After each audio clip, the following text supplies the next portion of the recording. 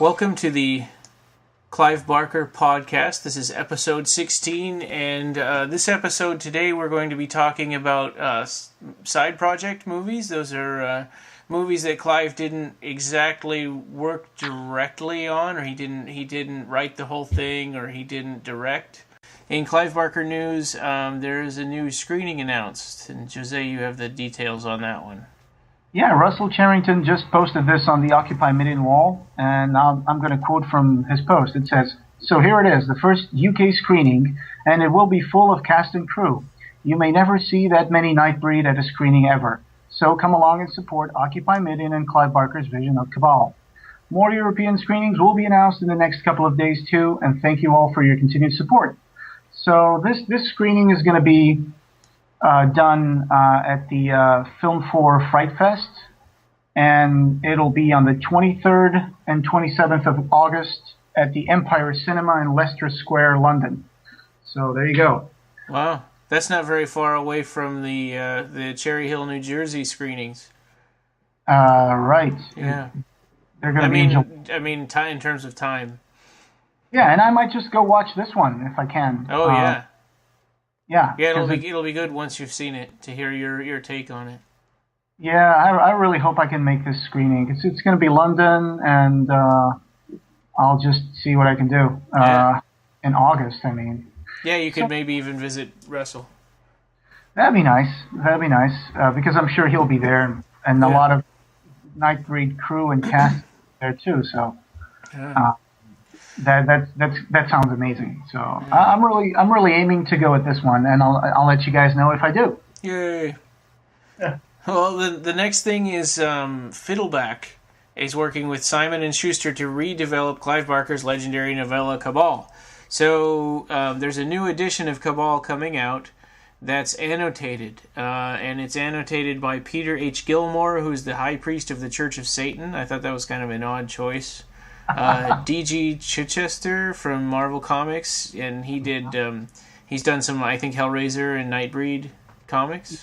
Yeah. Eugene Thacker, who's a philosopher and author of In the Dust of This Planet. I don't know this person.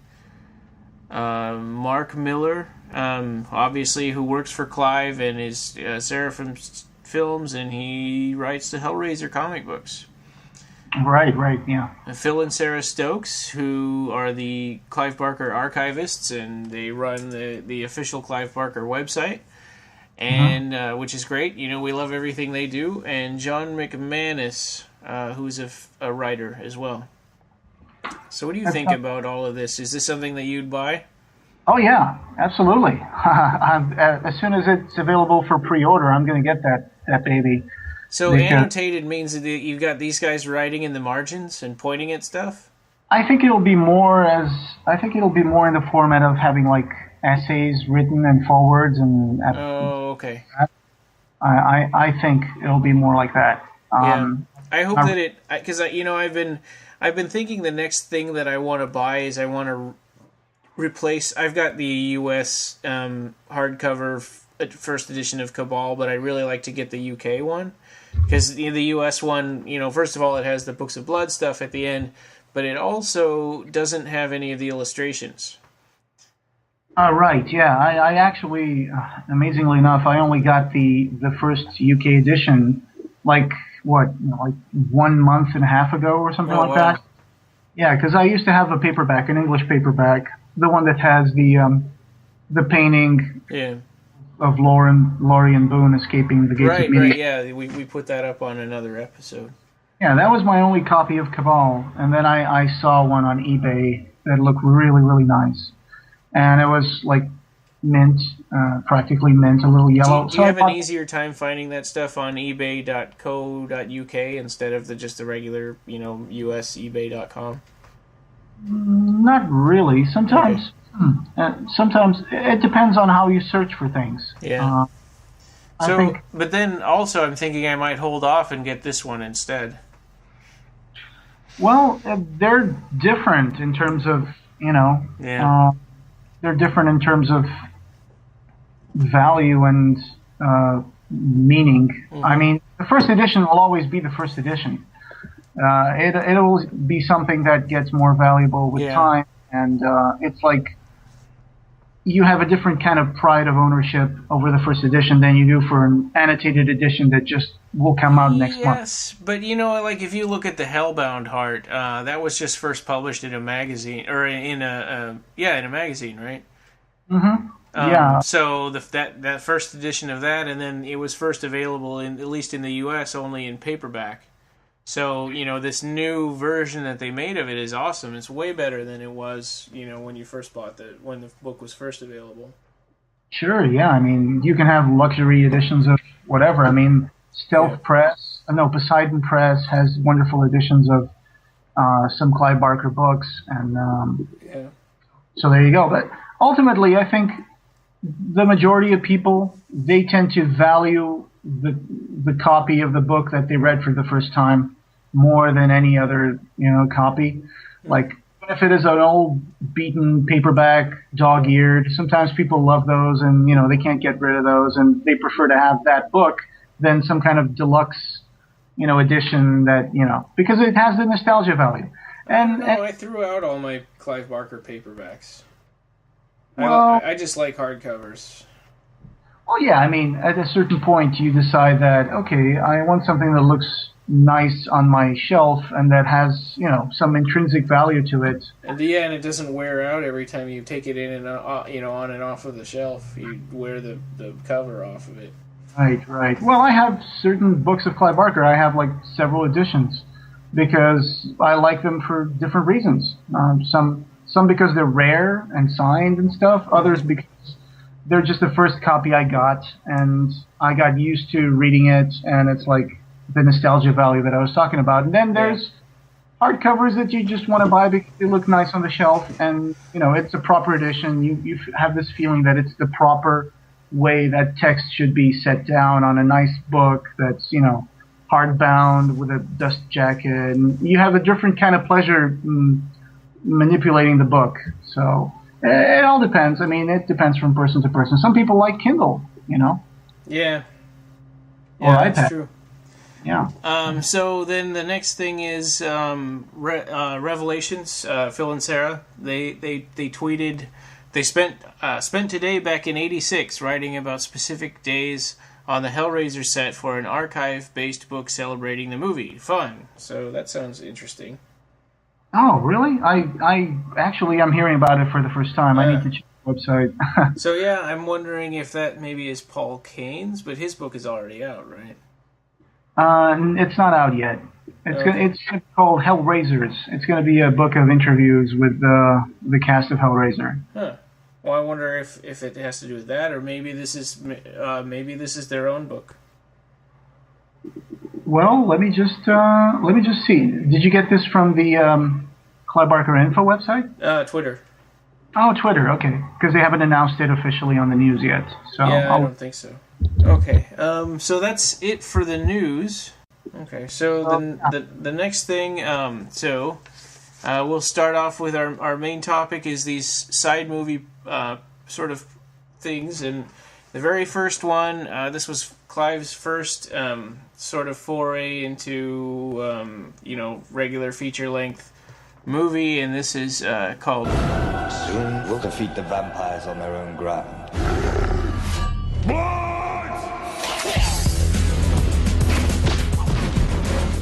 Do you see this human? He's attractive.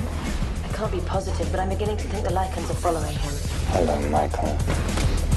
Why are they after you?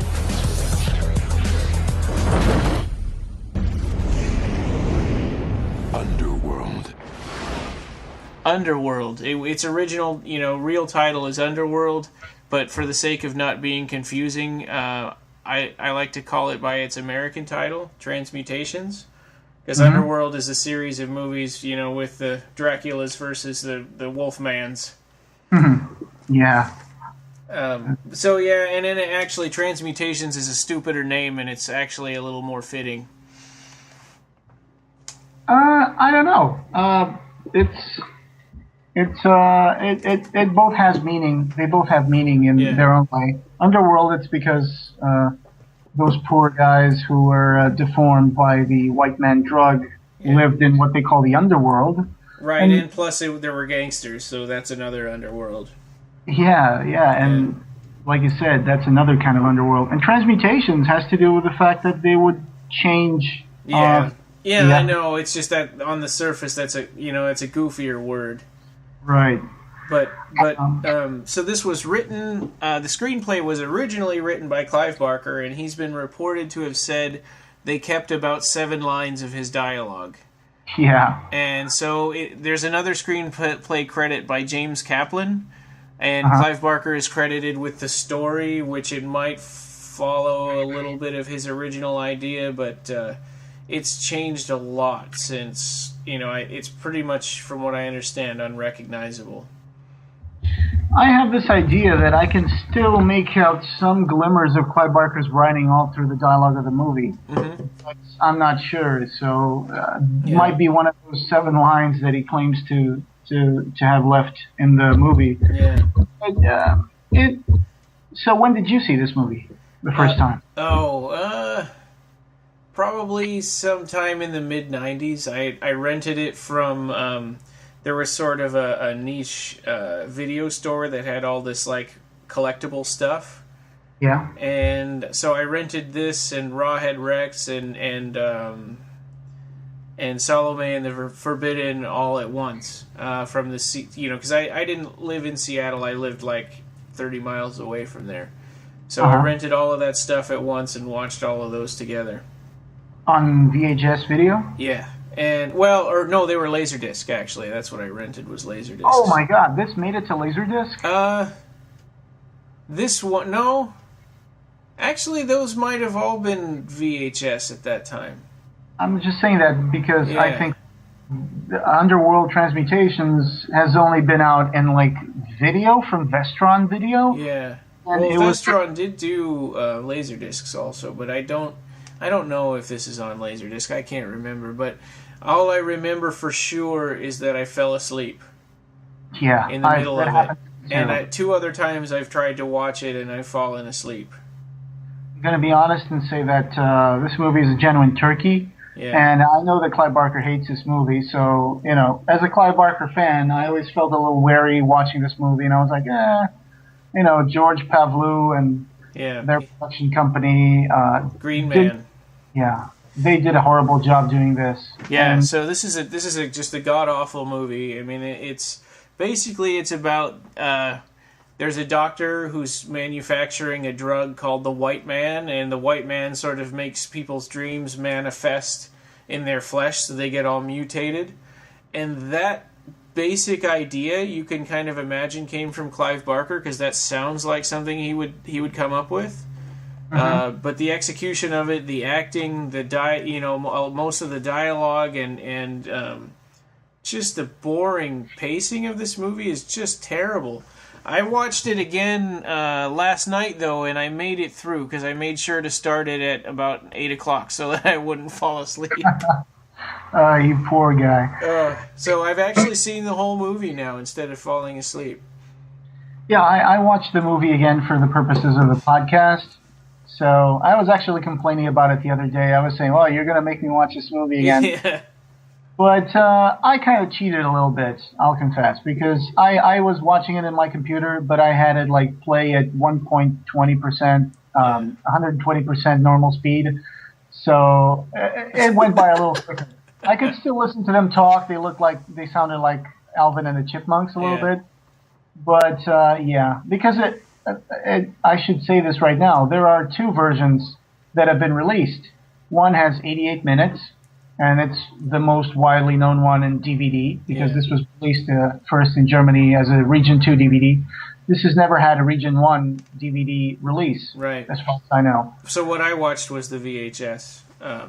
I've never Yeah. seen the extended version, and to be honest, if I did see it, I probably wouldn't even know the difference.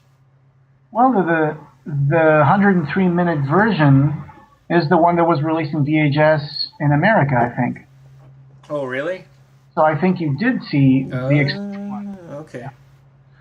And it's not available. The extended one is not available on DVD or laser that I know. So Huh. I saw that Turkey, and it's interesting because I was looking at the cast. First of all, I saw this movie probably after 2004 when the DVD was released. Yeah. Which I bought these two movies side to side on two different DVDs through eBay. I bought Rawhead Rex and Transmutations. So, and I had a lot more fun watching Rawhead Rex than I did watching Underworld. Underworld takes a lot more active.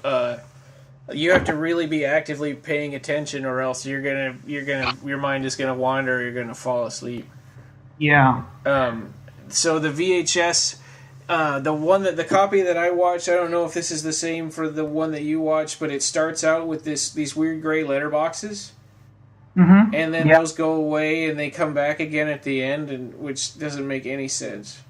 Exactly. That's the one I saw too. Yeah. And so the plot is that these mutant people, they kidnap a girl named Nicole, and from like a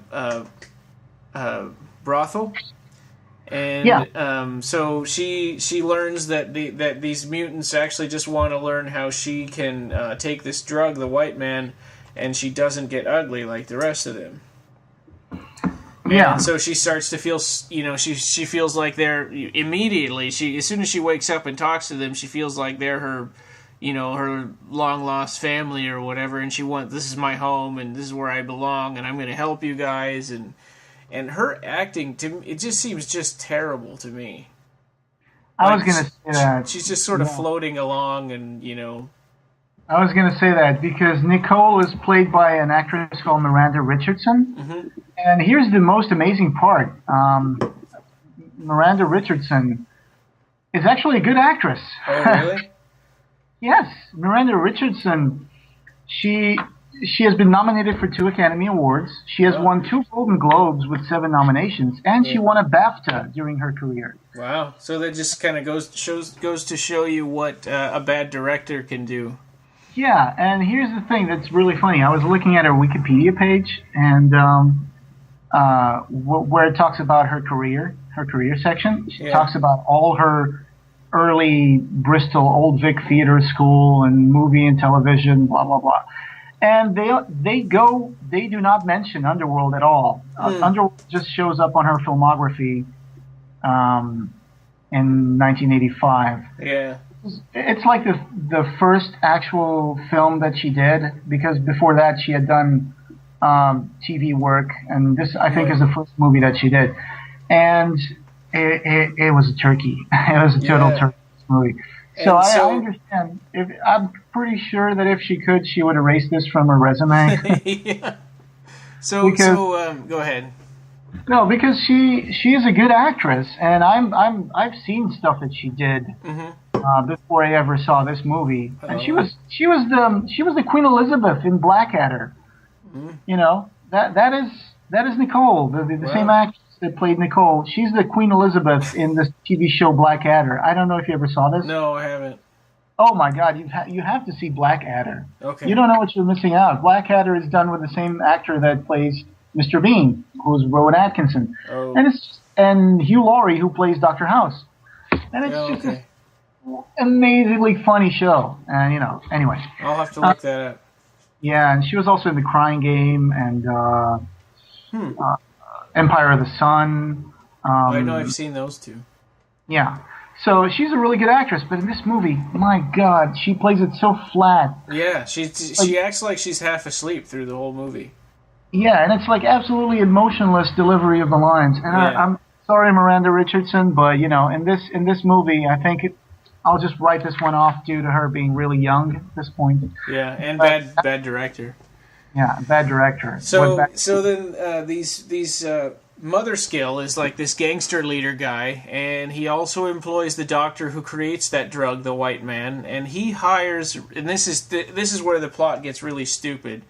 He hires Roy Bain to find Nicole, and you think it's because he owes her one, or he thinks that he wants to help Nicole somehow, but it turns out he really hired Roy Bain to find Nicole because he wanted to be led to their nest or their lair or whatever, so that he could kill them all. Has remained beautiful and young, and she's the only person so far who has managed to withstand the effects of the White Man without actually suffering any physical transformation. So these people from the Underworld, they want to find her and find out what's making her resist those deformities that the drug causes. And it's really funny because there's this scene that takes place in an underground laboratory in the Underworld, where the deformed tribe of the Underworld is doing these tests on her, and the lab is completely surrounded by blue neon lights that for some reason, are covering the walls. And it's just so cheesy. I mean, why are neon lights there? And this movie is all full of neons and, smoking. And the score is a lot of techno music, and it sounds like it's like they're like little short stings of sort of techno music, but none of the songs ever go on long enough to be interesting. They all get cut short too quickly, and then there's a lot of awkward moments with no music and for no real good reason.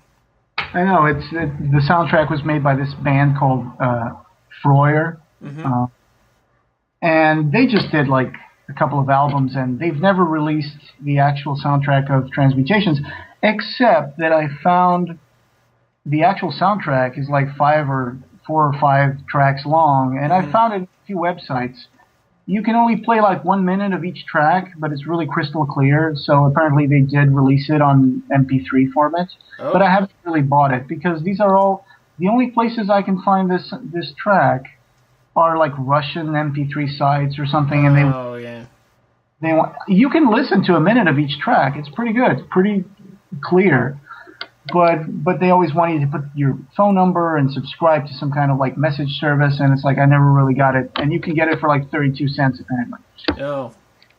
But yeah, it's really cheesy music, and some parts you see these people like jumping around ceilings and stuff, and the music is playing, and it's like there's a whole musical number in a bar where there's like this weird sort of sadomasochistic dance number with this guy wearing leather and these 2 women, and it goes on for a long time, and then at the end Mother Skill, the gangster guy, says, basically says that was terrible and kicks them out. It's like, well, if it was so terrible, why'd you make us sit through it?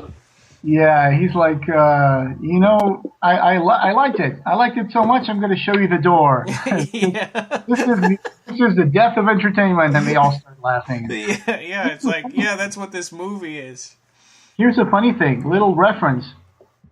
The guy who is wearing sunglasses and is actually, I think he's supposed to be the manager of that Fluke. Weird... No, not Fluke. Oh, okay. The guy to whom Mother Skill says, I'm going to show you the door, it's a guy wearing glasses. That is Sean Chapman, who played Frank in Hellraiser. Oh, really? Yeah, he plays a character in this movie called Buchanan. Oh, wow. Yeah, that's Sean Chapman. And he got a terrible part. Yeah, well, let me just go through the cast a little bit, because we have Denholm Elliott that plays Dr. Savory. Some people might remember Denholm Elliott as the Indiana Jones friend, that professor that I forgot his name, man. What's the name of that professor that always gets into trouble? Marcus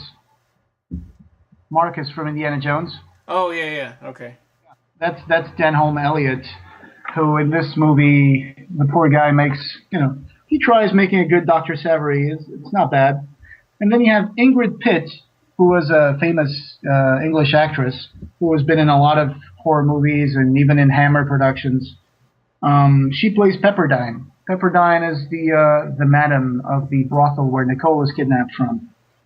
And the guy who plays Roy Bain, it's called Larry Lamb. I've never really seen him in anything else, to be honest. Yeah, and they really play him up like he's got his own like theme music, and they really play him up like he's super cool and he's out of retirement so that he can live this clean life, but he wants to help Nicole, and it just falls totally flat. I mean, it's like this guy is not as cool as he thinks he is. And he always has this weird hairdo that's all slicked back, but you can tell that it's got a lot of like gel or foam or whatever. Yeah. And he's a painter. He's painting he's doing some painting in a house by the river or something. It's just so pompous. And the villain of the movie, Hugo Motherskill, is this guy Steve Burkoff, who's been in countless movies and TV shows. And actually, he probably is the best actor in this movie. Yeah, he's the most expressive actor. He and Denhauser Elliott, they're just great in this. And Steve Burkoff, he was in Octopussy, a James Bond movie. That's where I remember him more fondly from. Okay. Yeah. And let me see what else. Yeah, we'll mention Miranda Richardson. So it's a really funny one. And there's another guy, Fluke, Art Malik. Yeah. Do you remember that movie, True Lies, with Arnold Schwarzenegger? Yes. He's the terrorist villain. He's Salim Abu Aziz in that movie. Oh, really? Does he wear sunglasses the whole time in that movie? No. I've seen it, but I can't remember the bad guy at all. He's the guy who does that motorcycle jump from one building to another, and then Arnold Schwarzenegger is chasing him with a horse. Okay. He's basically the guy who detonates like a nuclear warhead in like one of the key islands. So, that's Art Malik. He was probably starting off his career, and in this he plays Fluke, which is also another horrible flat character. It's and he wears the movie takes place almost all at night, and he's always wearing these super dark sunglasses. Yeah, some people might call them steampunk glasses because they were round and they got those. I was always waiting for him to just bang himself against a wall because it's like, why the heck is he running around with those sunglasses in the dark? And he was trying to look cool and calculating, like the Terminator or something, but it just is just dumb. And another dumb character is that other sidekick of Fluke, the guy called Darling. Oh yeah, the one that was trying to follow Roy around and he gets him drunk. Yeah, and when they're trying to get Roy to go meet Motherskill. Yeah. Beginning of the movie, and this guy is a trigger happy thug, and he's just like he points the gun at Roy Bain. Bang bang. And he goes like tut tut, and the other guy goes my, and he goes bang bang, and I'm like what? The silliest dialogue in the movie is that. I think we probably know that Clive Barker didn't write that dialogue. That would be a safe bet. Who the hell calls a thug darling? Well, can you? That's all that. And there's another scene where he's following Roy, and Roy discovers that he's being followed, and they get into kind of a confrontation, and he points the gun at him, and then he goes like, let's go for a drink. And then the next scene, it's like them laughing it up in a bar. And I'm like, they were just about ready to blow each other's brains off, and all of a sudden, let's go have a drink. Yeah, and then they both leave, and they both think that the other one is drunk, and then he's just following him again like nothing happened. So it was just a big waste of our time. Yeah. I can see why this movie got trimmed when they put it on DVD. Yeah. Because honestly, there's like almost half an hour there that could be cut easily. Yeah. Because the story just meanders a bit. So if that's true that the extended version is the U.S. version, that's probably the first time I ever heard of that happening. It's almost always the other way around, that the European version of a movie is the one that has all the extra stuff in it. Yeah, well, I guess it was a marketing decision probably, I don't know. Yeah, like Highlander or Army of Darkness. The European versions are better of those. Mm-hmm. So yeah, the story goes a little bit like that. And did you know that there is actually a name for the drug, and apart from the white man. Oh, really? Yeah, they call it lactothiazine or something. Lactothiazine. Oh. Savory mentions it. It says, "I'm going to introduce you to the joys and perils of lactothiazine." Oh, I guess I wasn't paying attention. Well, I don't blame you. So, yeah, but if you guys go to Clive Barker Info, there's a whole page that has the quotes and news clippings about the movie where Clive Barker mentions how he met with the director, and you can, if you read it chronologically, you can almost feel like Clive being all starry-eyed because they were going to do a movie based on his script, and then it progressively grows more and more disappointed. Yeah, and then after this was done, and he was so angry, they're like, "Well, look, we promise we'll listen to you next time. We'll make the movie the way you wrote it." And he's like, "Well, lightning's not going to strike twice in the same place," so he let them do Rawhead Rex in 1986. Yeah, and same, not as bad, but they locked him off the set. They moved it to Ireland, and they changed a pretty decent amount of the script there too.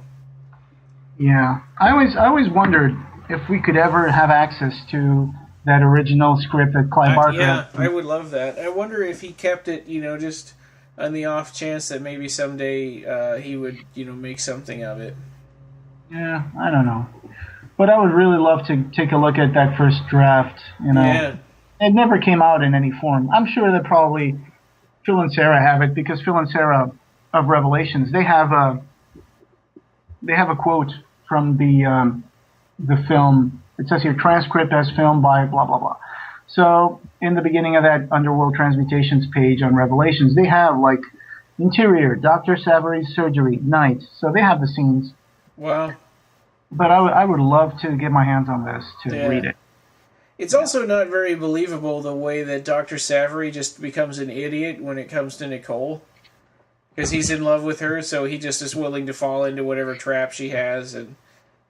Yeah. And why is it when she makes him see his dreams, that's what he catches on fire? Because that was supposed to be a completely different scene. That was supposed to be... there are actually photographs of the makeup that Savary was supposed to use. Do you have the book Shadows in Eden? Yeah. Okay. If you go towards the center pages, the ones that are in color, those prints, there's a picture of Savary wearing a skull mask. I don't know if you ever saw that picture. Oh, yeah, right. I think... Mm-hmm. So the actual ending of the movie was supposed to be Miranda Richardson asks him, "Show me your dreams." And what would happen is Savary would start, his nightmares or his dreams or whatever would start emerging from his skin. And he would start getting his skin, his face, punctured by hypodermic needles. And they would just push out of his head, and his face would become a mass of needles, like Pinhead. Wow. So that was what was supposed to happen. He peeled a little bit of his face off in the movie, and then he caught on fire. Right. It makes absolutely zero sense. Yeah. Considering that all through the movie they tell us that Nicole can bring people's dreams to life, and his dream was that he pulls off part of his face and catches on fire. Yeah. So they didn't really explore that very well. Yeah. They only show her about to entertain a client at Pepperdine's, club, and we see that someone is about to come up to her bedroom and get the full service done, and it's a shame because I wonder what that would be like. I'm guessing it would be similar to the Magica character of Piopa, maybe? Right, yeah. And it's not... I mean, obviously they aren't going to all catch on fire. Yeah. No, that would get rid of any prospective clients pretty quickly. Yeah. But, I imagine what would happen. Maybe she makes their fantasies come true, and that's why she's so special. And but they didn't really go that way. I don't even know how old was Miranda. No, they went out of their way just to tell everyone how special she was, but they never showed it. Exactly. There was a lot of things missing from that movie. Yeah. Not just, a coherent storyline, but they should have added more characterization to the story, I think. My bottom line, I think, for this movie is if you're a Clive Barker fan, see every single other movie and every offshoot and every other movie that's ever been made or adapted or whatever first before you see this one. Yeah. Don't get a bad impression from this movie because it's not. I would not recommend it, except if you're a really hardcore fan and you're like, okay, that's the only movie I've never seen. I say, well, just see it, but don't expect anything special or good because I apologize to the actors and crew who were probably spent a lot of time and their talent in this movie, but the people who put it together were not very talented at all. Yeah, just an awful movie that had probably a really good idea at its core, but it's buried in so much garbage that there's just no. I mean, it's just not salvageable. I know. Can I just mention an example of why I think this movie has horrible writing? I mean, rewriting. Yeah. It's like, for example, when Roy Bain goes to Dr. Savary's house for the first time to talk to him about Nicole, Dr. Savary has a video surveillance system, okay? And he rings the doorbell, and Dr. Savary pushes a button, sees Roy Bain on the screen, and there's like a sensor or something that says significant metal detected. And and it's on a computer screen. Yeah, it's on a computer screen, and it makes all those noises like a printer, like... Yeah. I was just saying that to Jennifer when we were watching. I'm like, that's a dot matrix printer. Yeah, that's and then it not only says that he has a gun, it also he tries identifying him based on his facial features, and it comes out empty, like identity unknown. Yeah. And then what he does is he says, "Oh, come on in." Yeah. I don't know you, and you have a gun. Perfect. Yeah, you just discovered that a stranger is knocking on your door to talk to you about some hooker that you supply drugs to. You see that he's got a gun. You don't know who he is. Hey, come on in. Yeah. Wow, really? I mean, that's one of the things I was like, oh, God. And another thing I think they should have approached differently would be in the beginning of the movie when the Underworld people kidnap Nicole, we see that one of them is the one they call Red Dog later in the movie. He's not human. I mean, he's human, but he's one of the Underworld, and his eyes are like red and fiery red. He's got fangs and stuff. He's got fangs, and they call him Red Dog. I always thought this reminded me a little bit of Nightbreed in some ways, and that would be like the Pelican character or something. Yeah, he's not quite controllable. He's super strong, and at one point in the movie, he's gone wild, and we see him like walking around, lumbering and snarling, and yeah. And then Roy shoots him. Roy shoots him, yeah. He's not even armed. Yeah, and there was a scene where Roy talks to this woman that works at Pepperdine's, who's called Bianca, which apparently is like the sexiest actress in the whole movie, more so than Miranda Richardson. I'm sorry, Miranda. Yeah. But this Bianca is the one who helps Roy Bain make some sense of the story, because she tells him, go talk to Dr. Savary, and then she tells him that Mother Skill was at the brothel, and he was like trying to get Pepperdine to lie to Roy to put him on the wrong track, and and she spends the night with Roy, and then she wakes up and Red Dog has just entered the apartment, and she runs away. She's yelling for Roy, and he's like nowhere to be found. Yeah, and then he shows up. They have a fight in the stairway of the building, and then Roy just shoots him. I don't know how many times he shoots him. I think is it just one or two? I don't know. Yeah. Almost. I mean, there's no bullet hole or anything. Yeah, it's almost like point blank range. And then he falls down as if he was dead. And they go like, "Oh, Roy, thanks for saving me." They turn around and Red Dog is gone. Yeah, like Michael Myers. Yeah, and it's like, and later he shows up again in the movie at the Underground, and it's like nobody mentions that he's been hurt or shot or anything. Red Dog. And he chased him down the street for a while, and Roy saw the doctory guy pulling him into a manhole. Right, that's when he finds out how to go to the Underworld. Just lift up a sewer. Yeah. You're there, and these underground dwellers, like we were talking about, they're trying to find the answer to their deformities, and they have really funny names. I mean, I gotta say this. There's what are the names?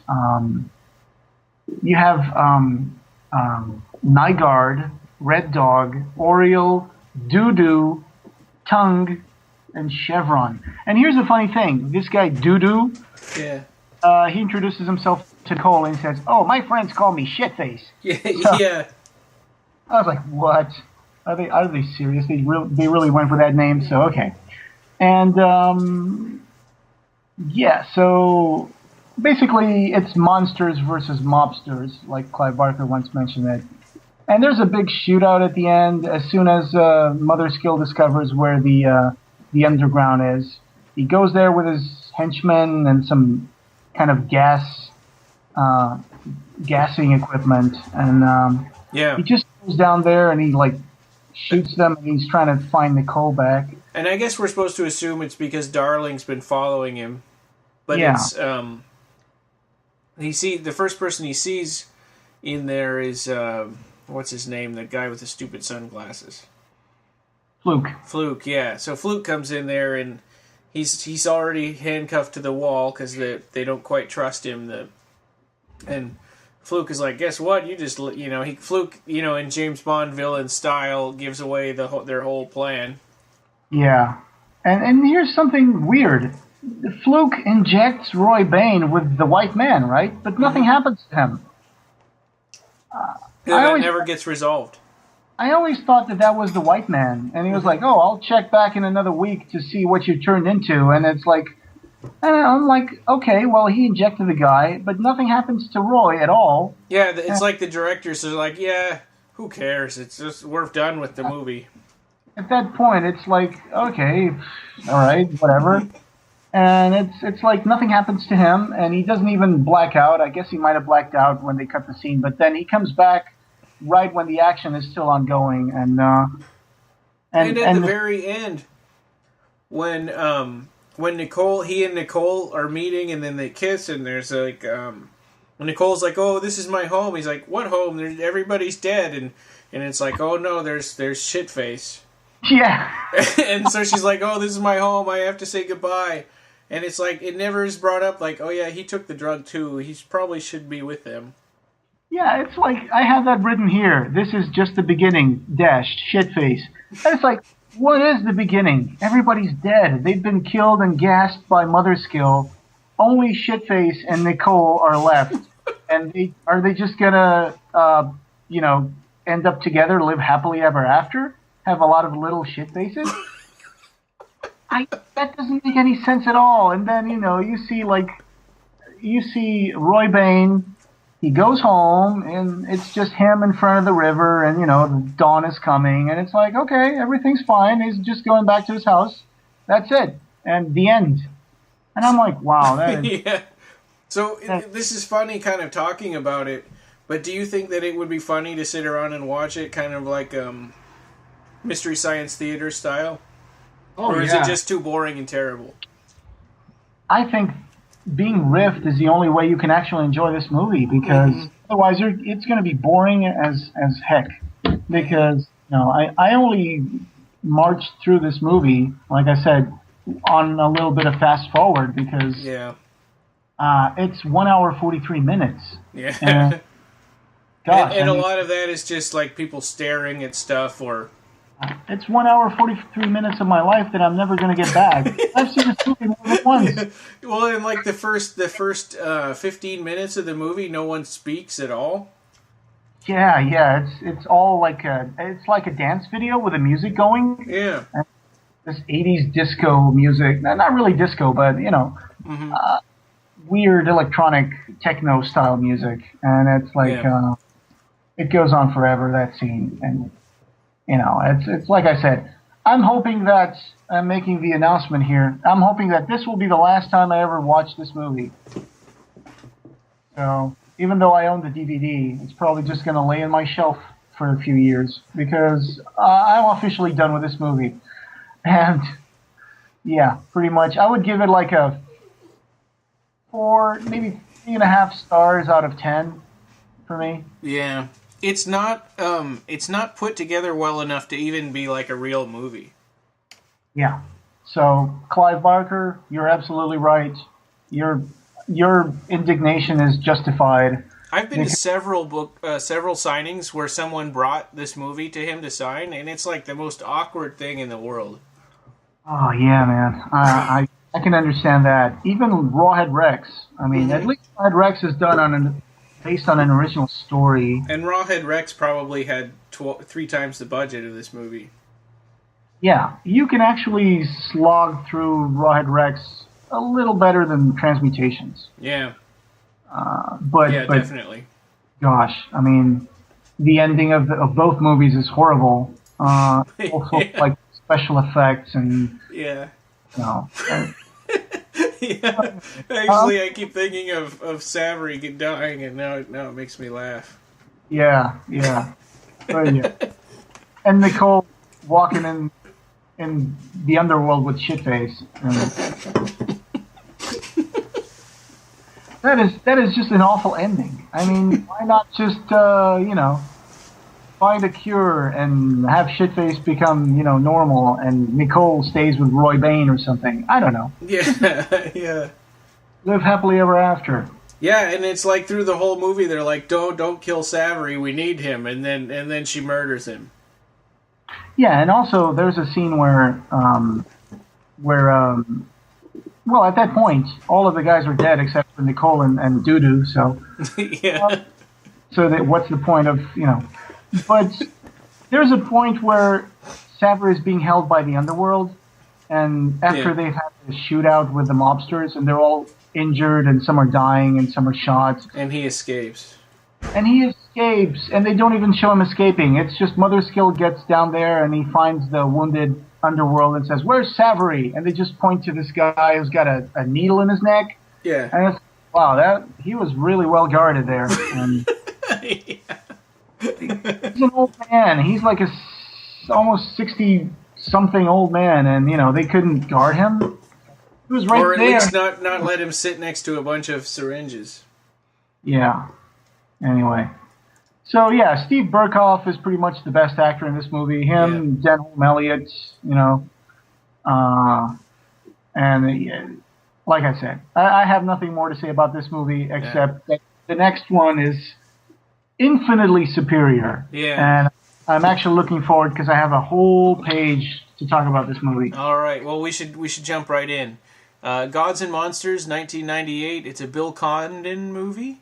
Directed by Bill Condon. Clive Barker was an executive producer, and this was Lionsgate distributed. And for me, the first time I saw this, I didn't know what it was, and I just saw Clive Barker and Gods and Monsters, and I got really excited. And then when I saw that it was kind of a pseudo biography, I was pretty disappointed.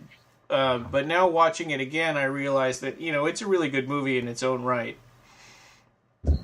Yeah. I mean, but the title "Gods and Monsters," I'm like, oh, that's awesome, and then you see it, it's like, oh, that's not what I thought it was. Oh, you thought it was going to be more like an epic movie with real monsters like Night. Yeah. Okay. Yeah. Well, from the title, I didn't really have an idea from the title. As soon as I knew that there was going to be a movie about Jimmy Whale. Yeah. I was really excited because he's one of my favorite directors, and I love Frankenstein, Bride of Frankenstein, and I've seen Showboat, and it's not the same kind of movie that Frankenstein is, of course, but I have several biographies about James Whale, including one that I really enjoyed reading, which is this leather-bound book from the Portuguese Cinematheque. And it's got a lot of cool pictures and glossy photos from the So I was already familiar with his story and his work and how he died. So when I saw this movie, done by Universal, which is home of the Universal monsters. Oh yeah. Yeah, I was very happy, and I enjoy this movie tremendously. It won an Oscar for Best Adapted Screenplay, and it was also nominated for Best Actor in a Leading Role to Ian McKellen, of course, who played an amazing part, one of my favorite actors too. And it was also nominated for Best Actress in a Supporting Role for Lynn Redgrave, who played the maid, housekeeper. Yeah. Yeah. So this might have been Seraphin Films' most successful project ever. It was really interesting watching this again now, and all of these years since. I mean, it's not a lot of years, but since that movie came out, I'd always wondered why Clive Barker's name was on this or why he produced it. And seeing it now again, and seeing the character of James Whale, who's a real person, but describing why he left Hollywood because they took his movie and chopped it up and screwed it all up, and then they blamed him for it. It's like, wow, okay, yeah, now I get it. Yeah, Clive Barker has a very deep connection to James Whale because Bride of Frankenstein is one of his favorite movies. In fact, if you own the Universal box that they released a few years ago, that had Frankenstein, the Wolfman, Creature from the Black Lagoon, Dracula, the Legacy collection. I happen to own that. And not only in The Wolfman, but in Bride of Frankenstein, Clive Barker appears in the documentary featurettes talking about the movie. Yeah. It might be on YouTube. If you guys look up Bride of Frankenstein, Clive Barker, you might find him talking about Bride of Frankenstein. And that's the connection that he has to the movie, and that's why I think he was so involved in this project, because James Whale is one of his favorite directors. Well, that's cool. That makes a lot of sense. Yeah, and like you said, it was directed by Bill Condon, who I think recently has done the New Moon movies for the Twilight series. And I have to say, I'm just gonna go dive right in, and if you excuse me, I'm just going to start with the opening scene where we have this opening shot of Frankenstein walking through the scenery in silhouettes, and you see gods and monsters written. Yeah. That just sets the tone for the film right there. It's like I immediately am sent back to all the times I've watched Frankenstein and Bride of Frankenstein. Brendan Fraser plays Clayton Boone. Yeah. The gardener for James Whale. Yeah, and Clayton Boone is a kind of a character that wants to feel grown up. He wants to get away from his family, and he wants to feel important. Yeah, to me he seemed the first time that James Whale talks to him, it's like, hi, I'm James Whale. You're doing great work. Mm-hmm. And he kind of seems like a little dopey at first, right? I mean, he's talking and he's got his mouth open. Oh, okay. Yeah. And then Ian McKellen, or James Whale, goes to talk to him because he notices he has a Marine tattoo on his arm. And James Whale was in the First World War. And so he has that affinity that, he's a guy who's been at war too. So I'm going to start conversation by talking about his tattoo. Yeah.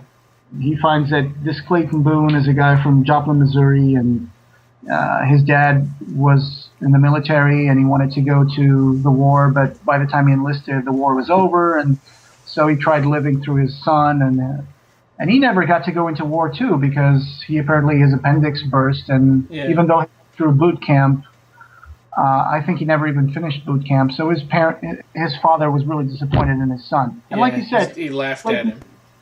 Clayton Boone is this kind of character who he's basically he's not a man yet. He's like a big kid.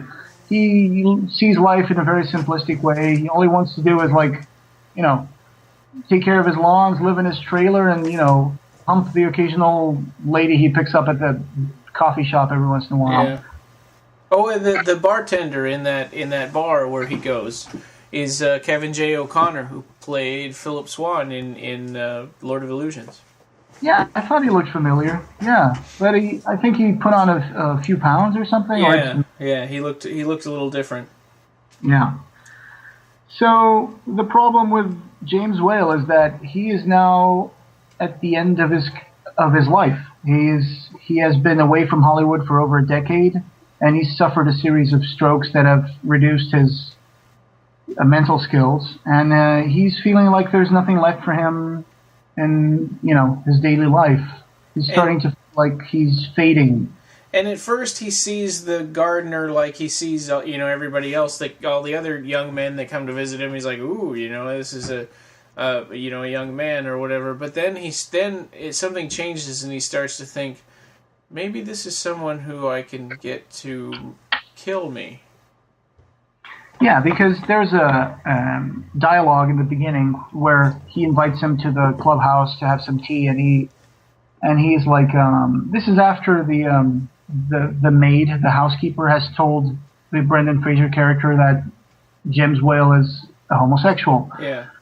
And he goes like, well, I'm not like you. Just making this clear, I'm not like you. And it's like, oh, don't be ridiculous. You're not even my type. Besides, I know that someone as strong as you would just snap my twig because I'm just an old man, and if I tried anything. And another time they're talking about the war, and he says, "Have you ever killed a man?" And he kind of dodges the question. He goes, "Have you ever killed a man with your bare hands?" Yeah, and then there's more to that than just just wanting to find out about his war experience. And actually, once they're alone, he actually goes ahead and says, what do you think about a mercy killing? So that's right. I didn't even put that together. Yeah. So James Whale is at the end of his life, and he's feeling himself fading. Like his strokes have left him with some degree of brain damage. And for example, this is something that we only learn about at the end of the movie. So I don't. Spoilers, I'm going to make a spoiler alert here, even though we probably already said some spoilers, but go watch the movie because it's really good. And now what I was going to say is, at the end of the movie, we discover that he's been trying to make sketches of Clayton Boone, his gardener, because that's how they end up talking. He asks him if he wouldn't mind being sketched because he has a perfect architectural skull or whatever. And all this time that they're talking and he's sketching, it shows up in the end that those sketches are actually just scribbles because his motor skills have been affected and he actually cannot draw anymore. Yeah, that's really depressing. That is one of the big revelations near the end of the movie that make us go like, oh, that explains a lot. Yeah, and it explains the way that he was acting and taking out his frustrations on Clayton Boone. Yeah. He would get mad and say, "Oh, you took me down this trip down memory lane." But another part of it is he's just really angry with himself. Yeah, because every time they start talking to pass the time, or he ends up reminiscing about the past. So we get to see his life as Jimmy Whale back in England, England as a young boy, and he starts reminiscing about his family not seeing him as a normal kid because he had imagination, and he came from a town that was a very industrial city, and there's one point where he says, "When I was 14, they took me out of school and put me in a factory. I don't blame them. It's like you get like a middle-class family and give them a giraffe, they don't know what to do with it." So yeah, his father was a schoolmaster, and his grandfather was a bishop. So that explains, the repressive environment where he grew up.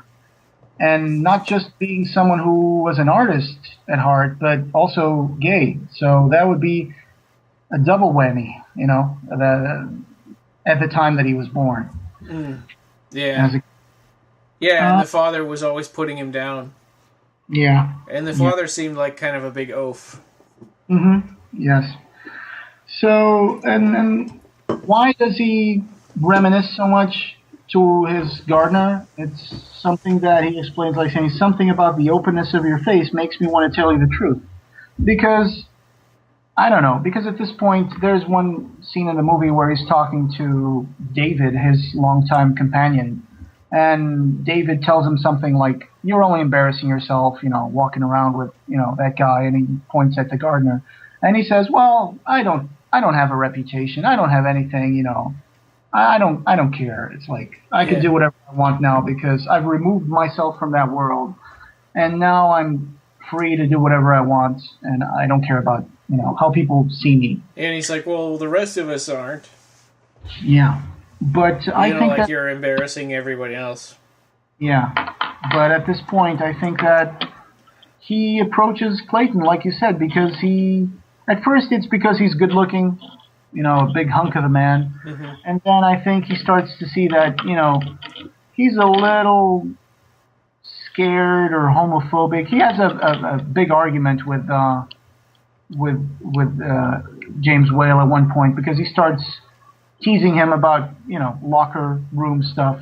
He's talking about all the naked men that, used to come by and hang around the pool and stuff, and Clayton gets really angry and sort of screams at him and swears at him and throws the lamp down and slams the door. Yeah, and then he comes back because he feels like, never met a director before, and I think he enjoys his conversations. He actually says, well, I like hearing your stories. And, it's funny, when I first saw this movie, for some reason I remembered it having this homosexual subtext that, that he was really in the closet or something, but that's really not what it is. I don't know why I remembered it that way. Yeah, it's not like that. No. But, there are a few flashbacks while Jimmy Whale is telling the story, and there are some dream sequences that are really well done. And one of them is when he's recalling the time he was filming The Bride of Frankenstein. And he's dreaming about the scene where the Bride of Frankenstein is revealed by Dr. Pretorius and Dr. Frankenstein. Mm-hmm. And we get to see, the behind the scenes, so to speak, of the scene. And he's going like, well, action. And you see that big reveal, The Bride of Frankenstein. And it's got that beautiful score by Franz Waxman. Because at one point, Clayton is watching the movie Bride of Frankenstein at the bar with his friends. And he's like, well, I know the guy who made this movie. And everybody's thinking that the movie looks kind of funny. And they're laughing. And, but he knows that the monster is a loner, and all he wants is a friend, and he starts to relate a little bit to the monster, I think. Yeah. But in that recreation, they got these characters that look almost exactly like Dr. Pretorius, who was played by Ernest Tessinger, the Bride of Frankenstein, and all the jokes, like, I wonder if the Bride of Frankenstein was dressed and made up, and the hair was made up by, Dr. Pretorius and Dr. Frankenstein, and then they joke about it. Oh, what a couple of queens we are. Yeah. And, yeah. So that's a beautiful one. They even go so far as to have the proper scene of the Revelation of the Bride, where the guy goes like, well, scene 215, take one, and they go. So that's really well detailed there. Wow. And like I said, Clive is on the documentary for the Universal edition of The Bride of Frankenstein. So. And then as the movie progresses, the dream sequences start having stuff like Jimmy Whale has this problem with his brain, right? So he has this dream sequence where he sees Fraser as Frankenstein, as Dr. Frankenstein, and Jimmy Whale is the monster. And you see Brendan Fraser set down Ian McKellen on the table, open up his brain, take out his brain, put a new brain in, and then just sew it back in. And then you see all the equipment that Frankenstein used for the creation of life. Yeah. And he wakes up. And, it's like, it has a nice analogy to the fact that he had a few strokes and his brain is not well. And he has this dream where he dreams he's the monster. And he had just explained to someone that Frankenstein had a flat head, so it would be easy to pull out one brain and put in another one. Like tin beef. Yeah. Yeah. That was funny. So it's a very sentimental movie. There's a lot of sequences where we see like First World War, and there's a time when James Whale starts to reminisce. The first lover that he had was in the trenches of World War One, and it was called Barnard. And it's a very touching scene when he finally tells that scene where he mentions that Barnard ultimately died in the war, and he was shot by the enemy, and he was left hanging on some barbed wire. And he was there for a long time, and every day they would see him, and they started making fun of death, and they would start, saying, "Good morning, Barnard." And yeah, because he wasn't that far away, but he was too far away for them to come out of the trench and get him. Yeah, he was like in no man's land. Yeah. And you have this sense of deep sorrow, and because he talks about Barnard at first in such a enamored way. It was his first boyfriend or whatever, and then you see that he was trying to make fun of death because that was the way they could find to cope in the trenches, and it was just to dehumanize the corpses and treat them as another kind of black humor thing. And it's just horrible. I mean, can you imagine having like someone special to you die, and then you would have to see him every day, and you end up starting making jokes about it? Just the horrors of war. And that's another thing too, that Clive Barker returns a lot to the World War One in his fiction. Mm-hmm. The Berserkers were from an experiment in World War One, and it seems like he has a fascination with that time period. I mean, that may not have had much to do with this movie, but the Berserkers were used in a conflict. Yeah, but they were created by some people working for Catherine of Russia, right? Yeah. But anyway, so the point is, Jimmy Whale wants to die, and he's starting to get to this point where he sees Brendan Fraser as his monster. He wants to turn him into the monster and wants to be killed by the hand of the monster. There's one point where they go to this party at George Cukor's house to meet Princess Margaret. And after they come back, they're soaking wet because it starts raining. And they both have to change into dry clothes. And Brendan Fraser obviously doesn't have any dry clothes at Jimmy Whale's house because there's nothing that it can fit him. Yeah. So except for an old sweater, and he has to walk around with a towel around his waist.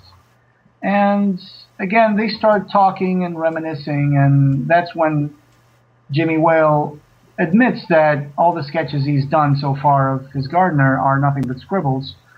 And he comes clean and says that, there's nothing left for him. There's no work, because he hasn't worked in a while. There's no artwork to do, no friends, no love. And, he asks him, what do you think of mercy killing?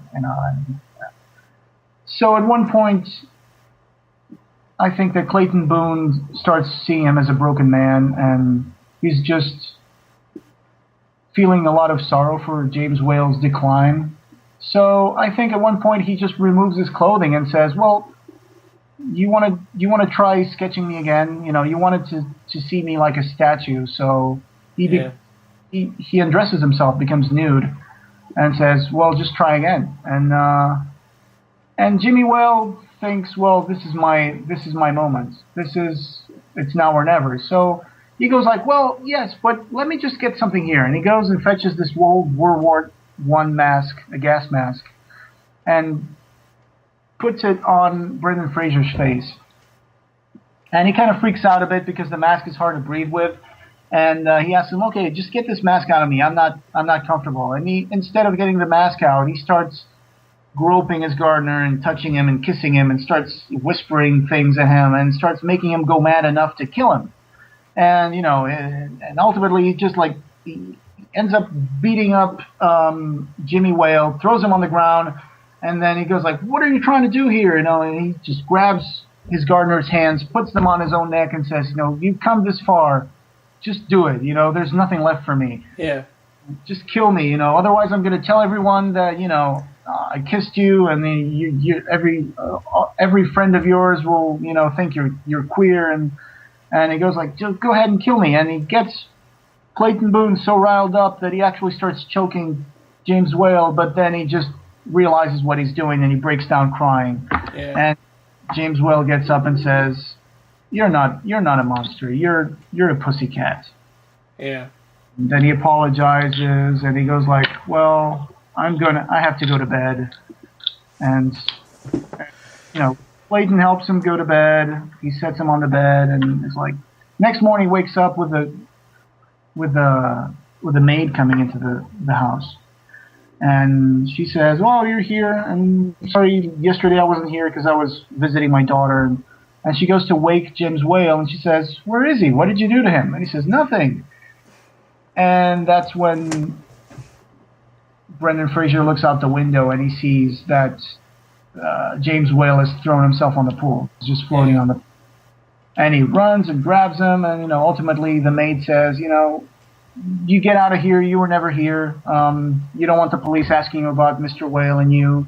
There was actually something weird there that he runs like really fast, dives into the pool, drags him out of the pool, and starts doing CPR on him.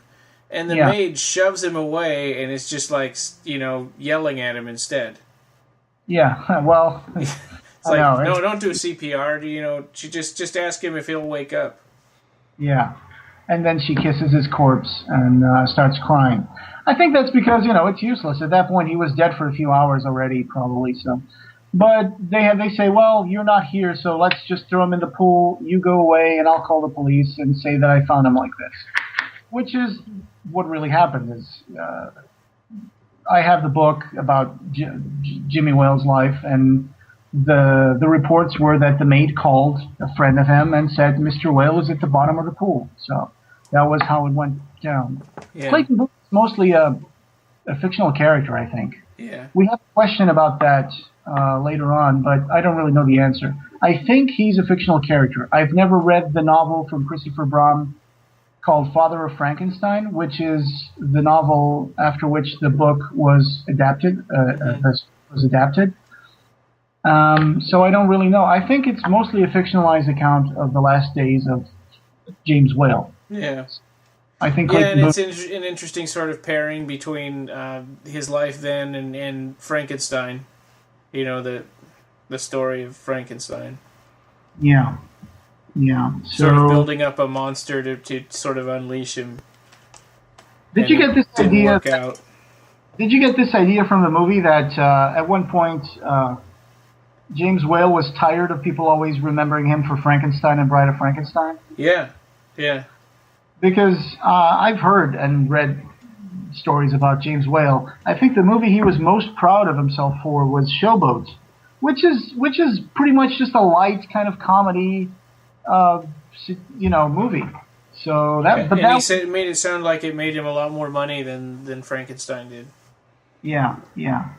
There's another moment in the movie that's really cool. They recreate kind of this meeting between James Whale and the actors that played the Bride of Frankenstein, Elsa Lanchester and Boris Karloff. Yeah. Boris Karloff is played by Abe Vigoda. So, that's really funny. I don't know if you know Abe Vigoda, but he's a really funny actor.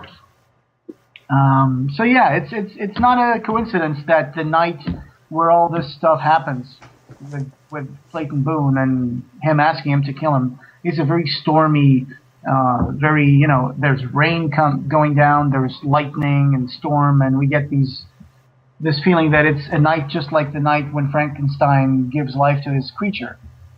So,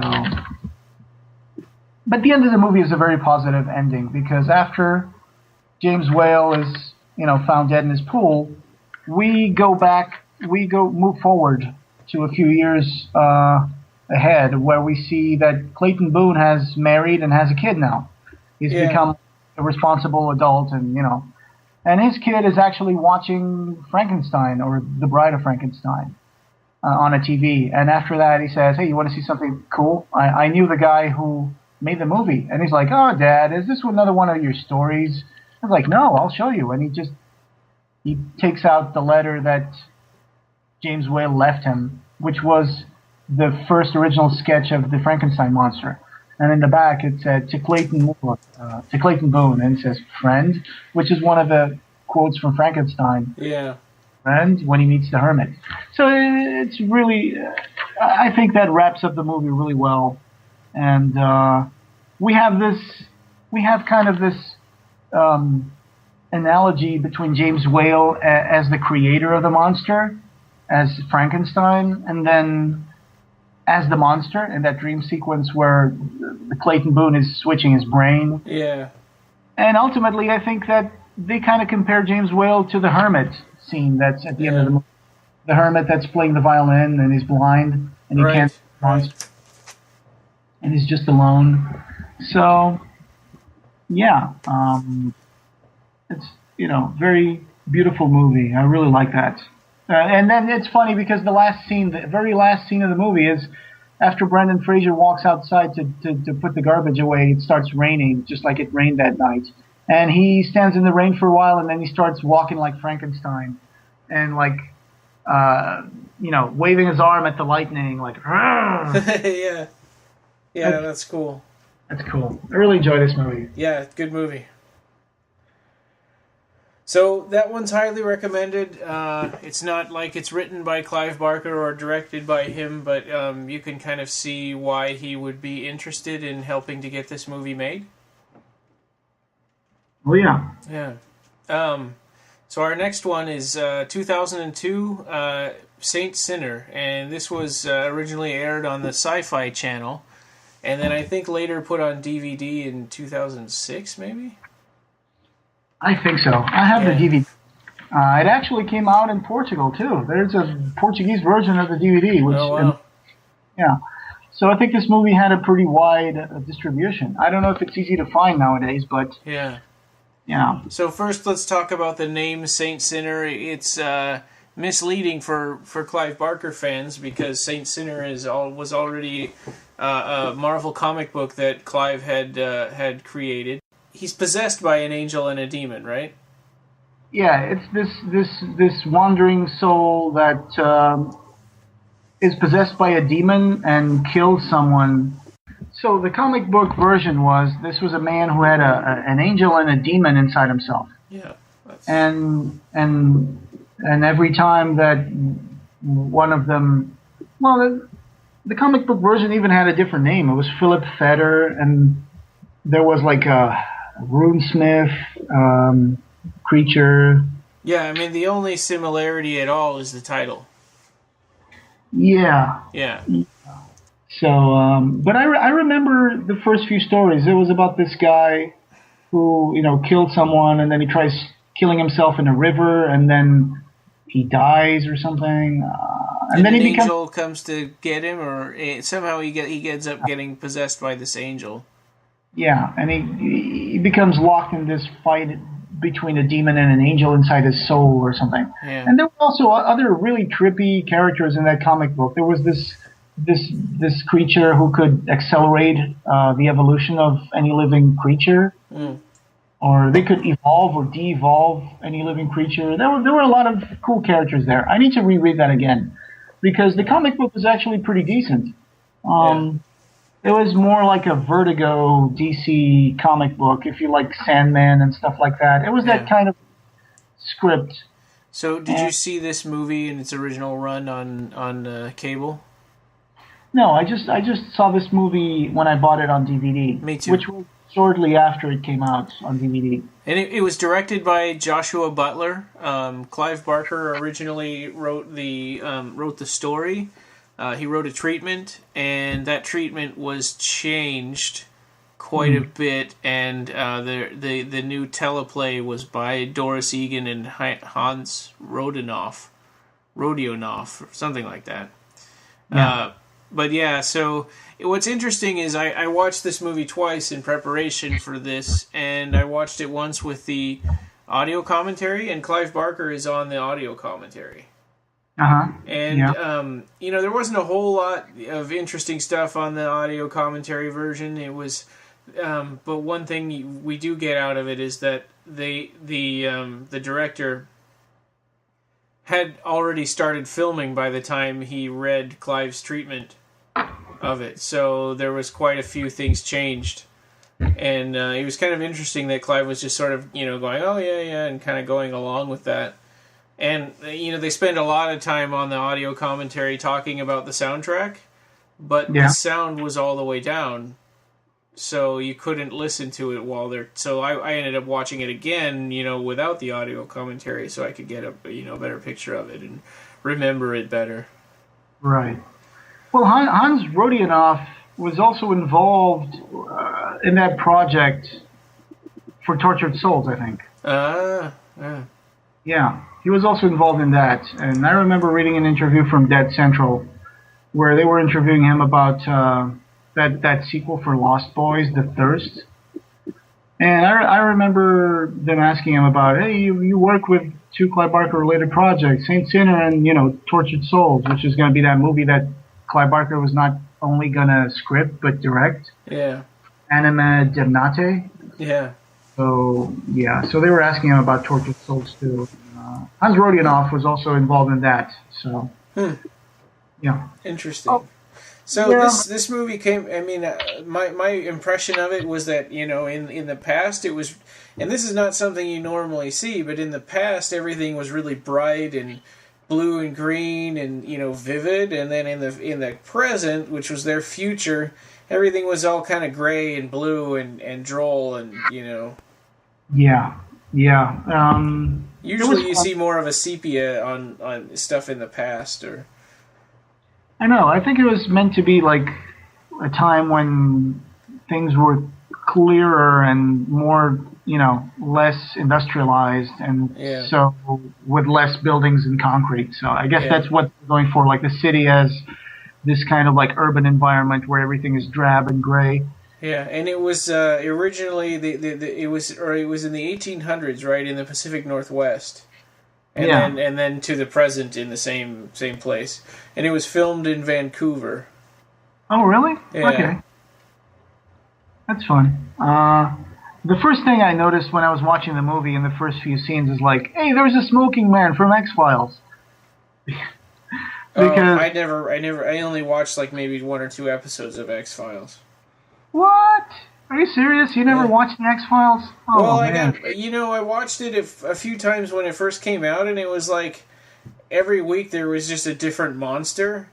And it's and that kind of stuff drives me nuts. I always want to think, pick a mythology that you want to follow and stick to that. Don't have a werewolf on one and then a vampire in another one and like a smog monster in another episode. Well, it started changing after a while. It started getting more of a coherent storyline. I heard that. Yeah. William Davis was a character. William B. Davis was the actor who played, in this movie, he plays Father Michael. And, okay. He plays Father Michael. And I was like, hey, there's a smoking man from X-Files, because he's a really mysterious character, and he appears in a lot of episodes of X-Files. So that's probably one of his most well-known roles, actually, as Smoking Man from X-Files. But yeah, so there's a story about brother Tomas Alcala. Yeah, and his brother. They grew up in the Order of Damascus, and they were they were sort of monks just by the fact that they grew up there. And Tomas is really not interested in being a monk. I think he wants to leave as soon as he can, but his brother is more serious and godly, I guess. Yeah, Brother Gregory. Yeah. And am I the only one who thinks that they absolutely look nothing like brothers? Yeah. Because Greg Serrano, the actor who plays Tomas Alcala, he's, kind of like tan skin, Yeah. And the other guy is just this, whitey, guy, and it's like, how can they be brothers? They don't look alike at all. But anyway, because they actually mention twice that they're blood brothers, not just brothers in name as in friars. Right. But yeah, Tommaso Alcala is like the guy who's really curious, and we open up the movie, and he's like, while the other guys are working on the monastery garden, and he's just lying on the riverbank, sunbathing, and having an apple or something. Yeah. And he's spying on this woman who's like washing her clothes by the river, and her boobs are coming out, and it's like, that's not a friar, that doesn't look like a friar at all. Yeah. So first thing right off the bat, I'm going to say it. I think this movie is another turkey, because there's so many things in this movie that don't make any sense, and they're so unintentionally funny that I don't think this is a very good movie. I'll probably give it 5 out of 10. Yeah. But so brother Tomas Alcala and Gregory, they see Father Michael and the abbot go into the repository because the Order of Damascus keeps guard over these artifacts. But not a very good guard. Not a very good guard at all. Yeah. And they even have a time machine, an amazingly beautiful steampunk time machine. Yeah, but, and that well, we'll get to that later, but that time machine kind of irritates me. Oh, yeah. Well, and then Father Michael and the abbot are putting away this orb, which is supposed to imprison 2 demons, 2 succubi, which are called Munkar and Nakir. And along with that is also a dagger called, I think it was the dagger of Saint Nicodeme. Yeah, Nicodemus. Nicodemus, right? Yeah. Which has this ability that if you spin it on the floor, it'll always point towards where the demons are. Because they've been stabbed with it before, so it knows it can follow their blood. Right. The only person who can kill these demons if they are released is a saint that wields the dagger. Yeah. So a dagger must be wielded by a saint in order to kill the demons. Well, and also when he had been spying on that woman in the river, he came back and his brother Gregory is like, hey, your hair's wet. So you kind of get this idea that he had sex with that woman. And so the title of this movie is Saint Sinner, and so the idea is that he's a sinner, but he's also going to be the saint that, can save everyone from these 2 demons. Right, yeah. So after Father Michael and the abbot leave, after they put that orb and the dagger in the repository, which is supposed to be really safe, who shows up? It's Brother Gregory and Tomas Alcala. So they open it up. Immediately they go to see what that was, even though the other people were saying that this is very dangerous, it's very, secret, keep it safe. And Tomas is like really dragging his brother Gregory, who is not interested at all. The Pope himself has sent this to be kept at the repository, and it's like the world depends on that. So, of course, Tomas Alcala immediately opens it up, checks out what it is, and says, oh, this is a beautiful work of art. Yeah, what's it doing in this dusty old box? And, of course, Brother Gregory, who's supposed to be the straight guy, the guy who follows all the rules, sees like, in the sculpture, sees like one of the demons has, their breasts are showing. He was like, oh, wow. He goes like, oh, boobs. So he grabs it away and he's thinking he wants to put it back in the box, but then he's sort of mesmerized by it, and his hand gets sucked in. Pretty much his arm gets sucked into the orb that starts growing, and then the demons are released, and they're like this couple of goth chicks. Yeah.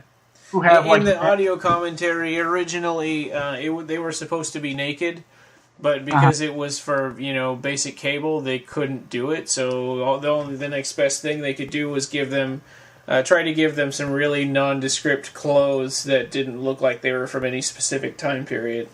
Yeah, there's billowy robes or something. So it's really funny when they go to the present, and they're just walking around looking like Elvira or something. And holding hands. And holding hands, and all the people are like looking at them like, whoa, what's that? Yeah. So they're released. They jump into a time machine.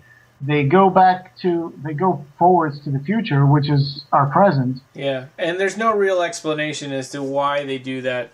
But they go up to the time machine, and it's this big Stargate looking wheelie thing, and they do this all this kind of waving their hands and this kind of psychic stuff, and make it rearrange itself until they set it to the time period where they want to go. Yeah, it's like, okay, I'm not trying to be nitpicky, but it's like, okay, why pick our time for one? Yeah. How do they know how to operate it?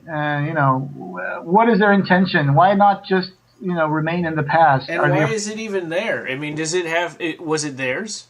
I mean, we never get any explanation. I mean, we know why they're guarding that orb, because it's those two demons. And there's some exposition about that, and we know about the dagger, but that time machine is just sort of conveniently sitting there in the corner. Yeah, it's just probably a bunch of stuff in that repository was magical, and one of them happened to be the time machine. So yeah. Anyway, they go to the present, and Brother Gregory is hurt. He's been hurt bad because he lost his arm, and for some reason, this is really stupid. Like, Tomas Alcala wants to leave the order right away, even though his own brother is bleeding to death. Yeah, bleeding. And he's like, I want to go hang out on the beach. Yeah, they go like, oh, he grabbed the dagger while the demons were released, and the dagger marked his hand. And that was another stupid thing, because Munkar and Nakir know that dagger is the only thing that can kill them, but they didn't take it with them. Right. So it's just like, let's just leave this behind. Yeah. And the abbot and Father Michael see that Tomas has been branded, and they say, oh, you've been branded by the dagger of St. Nicodemus. You've been chosen by God to destroy Munkar and Nakir. And he goes like, well, God chose wrong. I just want to go out and hang out at the beach. Yeah, right now. I'm not going to wait to see how my brother's doing. And he packs his bags and he starts walking away, and then somebody runs out to tell him that his brother just died. Or is dying. Yeah. He goes back, of course, and then, it's just such sloppy writing. This script is so sloppy. And they go like, well, your brother just passed away, so now you're responsible for this. It's your responsibility. And he has a huge change of heart that makes about as much sense as wanting to go to the beach. Yeah. You can write that one up for him trying to get revenge on the demons or something, but it's really never really explained. So. Yeah, he should have wanted that before. So they just, give him the dagger, put him in front of the machine. He goes to the present, and of course we have all these different tropes being used here. It's like, there's the fish out of water. He's going to be traveling to a different time. Yeah. And, like Mr. Spock on Star Trek 4. Right. And then one of the first things, one really funny scene that happens. I'm not sure if you wanted to talk about this, but there's one scene where he's just stumbling around like an idiot. And one guy is buying a hot dog, and he's turning around with his hot dog and his cola, and it bumps into Tomas and knocks him down. And he's like, oh, sorry, dude. Yeah, he hits him really, really hard. Yeah, and it's like, oh, are you okay? Do you know where you are? What time it is? It's like, what? Yeah, why are you asking him that? Yeah, because he's a time traveler. Yeah. Do you even know what year it is? Like, well, yeah. Why would you even ask that? And then the stupid thing is, he goes like, do you need a lift somewhere? Can I take you to the hospital? I mean, he just bumped the guy. I mean, he didn't run him over. Yeah. Yeah. All of a sudden, he looks at the hot dog in his hands and the cola, and he just dumps it in the garbage can. And he hasn't even touched it. Yeah. And that's not the worst. The worst is that he says, dude, do you want to lift somewhere? And he's like, oh, lift. Oh, okay, yeah. So what does Tomas Alcala do? He takes out his huge freaking dagger out of his bag, sets it on the floor, spins it so he knows which way the demons are. And meanwhile, the black guy who's talking to him, offering him a ride, is right there next to him, a little further ahead. And he's like, okay, so I'll give you a lift, whatever. Yeah, and they're walking away from the dagger. And not just that, it's like you can tell that the guy could obviously see what he's doing. He's spinning a huge dagger on the floor and saying, I'm going to go that way. It's like, okay, come on. Who the hell gives a ride to this stranger with a huge dagger in his bag? Yeah. Yeah, and they started walking away towards his car, and Tomas had left the dagger laying on the ground for quite a while, and I'm thinking, oh God, is he? Because I hadn't seen this in a while. I was like, is he going to forget that? I I mean, that seems really, really stupid. And then it's like, oh, and he turns around and runs over and gets it. Oh, I missed that one. How did I miss that? I don't know. So yeah, and of course, in the meantime, Munkar and Nakir have been wreaking havoc. They basically suck people's souls through this really phallic tube that they pull. Yeah, and there's no real explanation where the tube comes from. I mean, they spit to make this cocoon around people. They spit like this goo on them, but they don't really say where the tube comes from. And the only one that ever really drinks out of it is Munkar. Which is the more who's kind of like the drug addict out of the two. Nakir only wants to have sex with people, and Munkar just wants to drain their life and sort of get drunk off of, Nakir pretty much attracts men so that Munkar can kill them so they can feed. Yeah. It's just so bad. I mean... Did you want to talk about their, you found them on Wikipedia, where their names come from? Oh, yeah.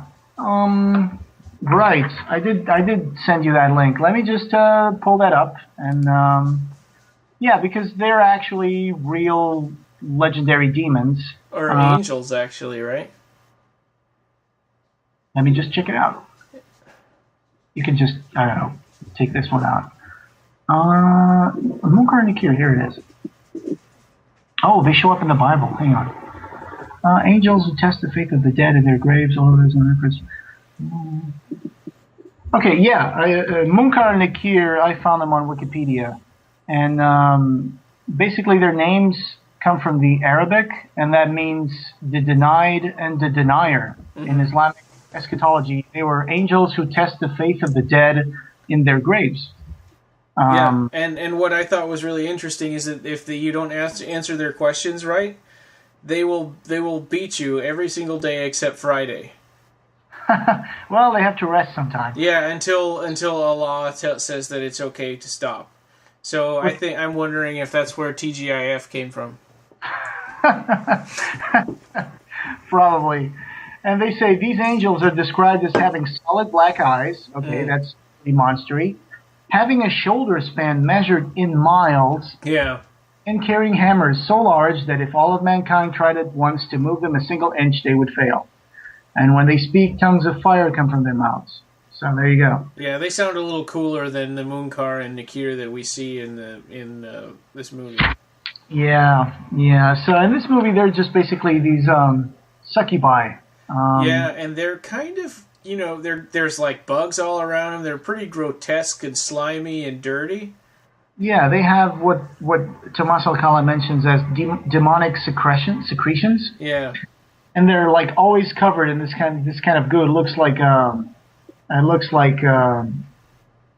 don't know. It looks like the slime from Ghostbusters. Yeah, it looks like hair gel or something. It's always like covering their bodies. And still, their makeup always looks good, even though their makeup is kind of punk rocky. Yeah, and their hair always looks kind of like frizzy or slicked or whatever. But they're the most overacting couple I've seen in any movie ever. Right? Yeah. And I kind of wonder, are their voices augmented? Yeah, those voices are like they pitch them down. Yeah. And they sound kind of manly, especially Munkar. Yeah. At the beginning, I thought Munkar was like a guy, but then I realized, nope, that's a woman. Yeah.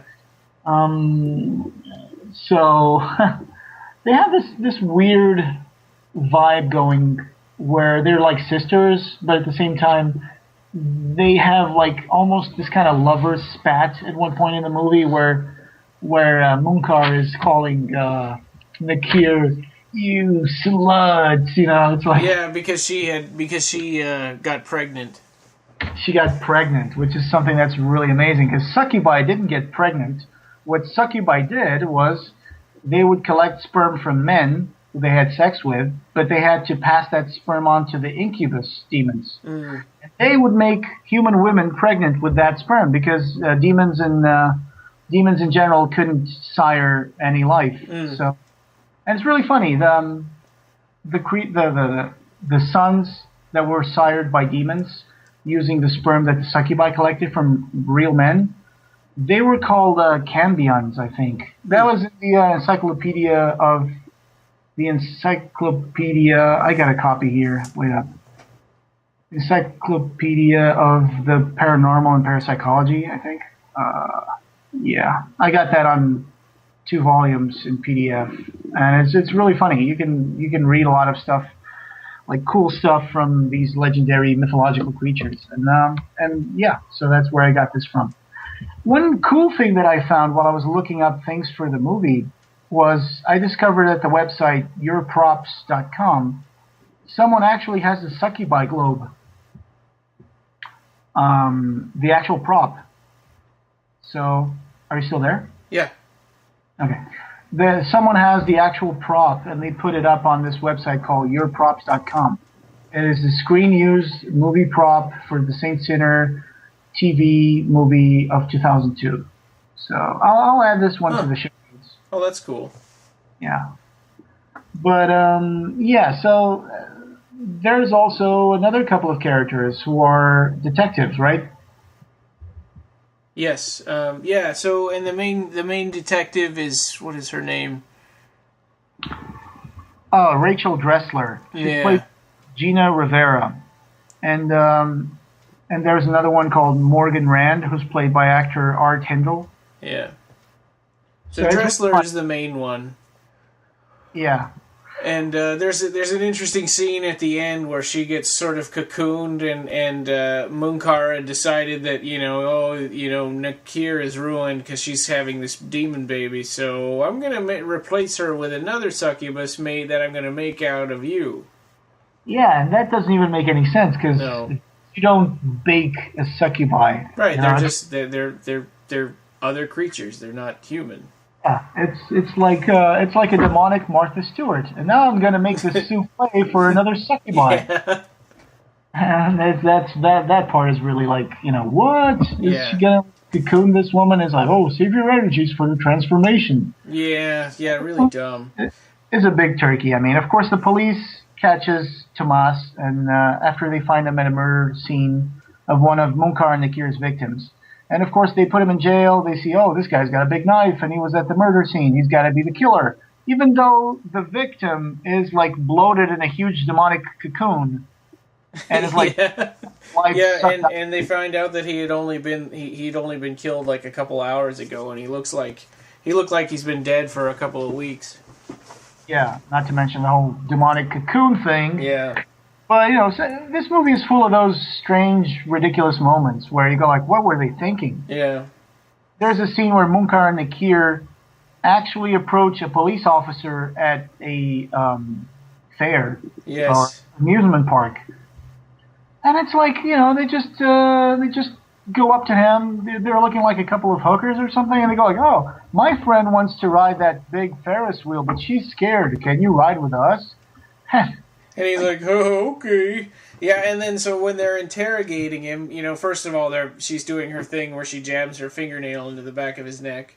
And when they're interrogating him, they want to know where they can find Dressler. Or where was this man taken? And he's like, oh, 5th Precinct. And they're like, okay, that's good enough for us. It's like, what do you think that 5th Precinct even means? Yeah, that's just sloppy writing. They think, well, there's only one 5th Precinct in every town, so it's going to be 5th Precinct. We don't care. But the thing about that scene that, disturbs me the most is not, the fact that they're like, that 5th Precinct thing. It's that they're sucking him dry in the Ferris wheel right in front of everybody. Nobody says a word. Nobody's screaming or doing anything, yeah. He's screaming. He's right there. It's an open booth in a Ferris wheel. Yeah. She's got like 2 fingers down his neck and pulling out this huge thing that looks like his spinal cords and sucking on it. The guy's being sucked dry and his face is turning all skeleton-like. And you can tell that anybody in the booth behind them can see what's happening. Yeah. Like there's a part where the Ferris wheel comes around and you get a really clear view of the family behind them. Yeah. That are just like goofing around and not paying attention. And it's not just that. I mean, it's the part where they Munkar and Nakir actually catch the Tomas Alcala, and they say, "Oh, you're not a saint. You need to be a saint to kill us with that dagger." So they beat him up and they put him in this kind of like alien cocoon, something right out of the movie Aliens, where it's like stuck on the bottom pillars of a huge roller coaster. And it's like, I don't know. And then they walk away, and they're like wandering around and talking for a while. They're like, "No, we're not going to eat him right now. We're going to savor him." And they just give him enough time to break out and leave. Yeah, and it's not just that. It's like, I don't know who wrote this, but it's like, I've been to amusement parks, and there are always like thousands and thousands of people walking around. It's like you can't throw a stone without hitting someone. Yeah. And somehow they managed to create this huge nest right at the bottom of a roller coaster, and nobody sees it. Nobody sees the guy in a huge cocoon. That nest is huge. That nest is like a few dozen yards in diameter or something. There's all this goop and all these weird glue-like things. And it's like, shouldn't there be someone saying, "Oh, we got to stop the Ferris, the roller coaster because there's something down there." I don't know. It's just so stupid. It's like, wow, who wrote this? It's like, and you don't just create a demonic nest underneath a roller coaster that's still running, and nobody notices, or kill someone in a Ferris wheel in open air where everybody can see. I'm sure that there would be a line of people right in front of the Ferris wheel trying to get in, and they would be like, "What are those women doing to that police officer?"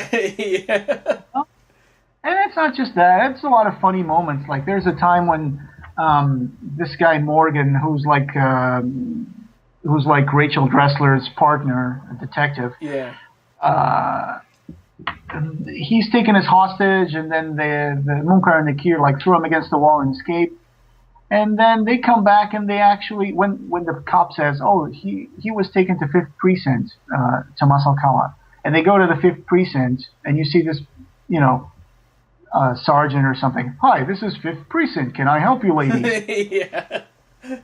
and of course they somehow make their way towards Morgan Rand's desk, and they show up. There's one scene where you see that they just cocoon this guy, and Rachel Dressler comes across this guy and is like, "Kill me!"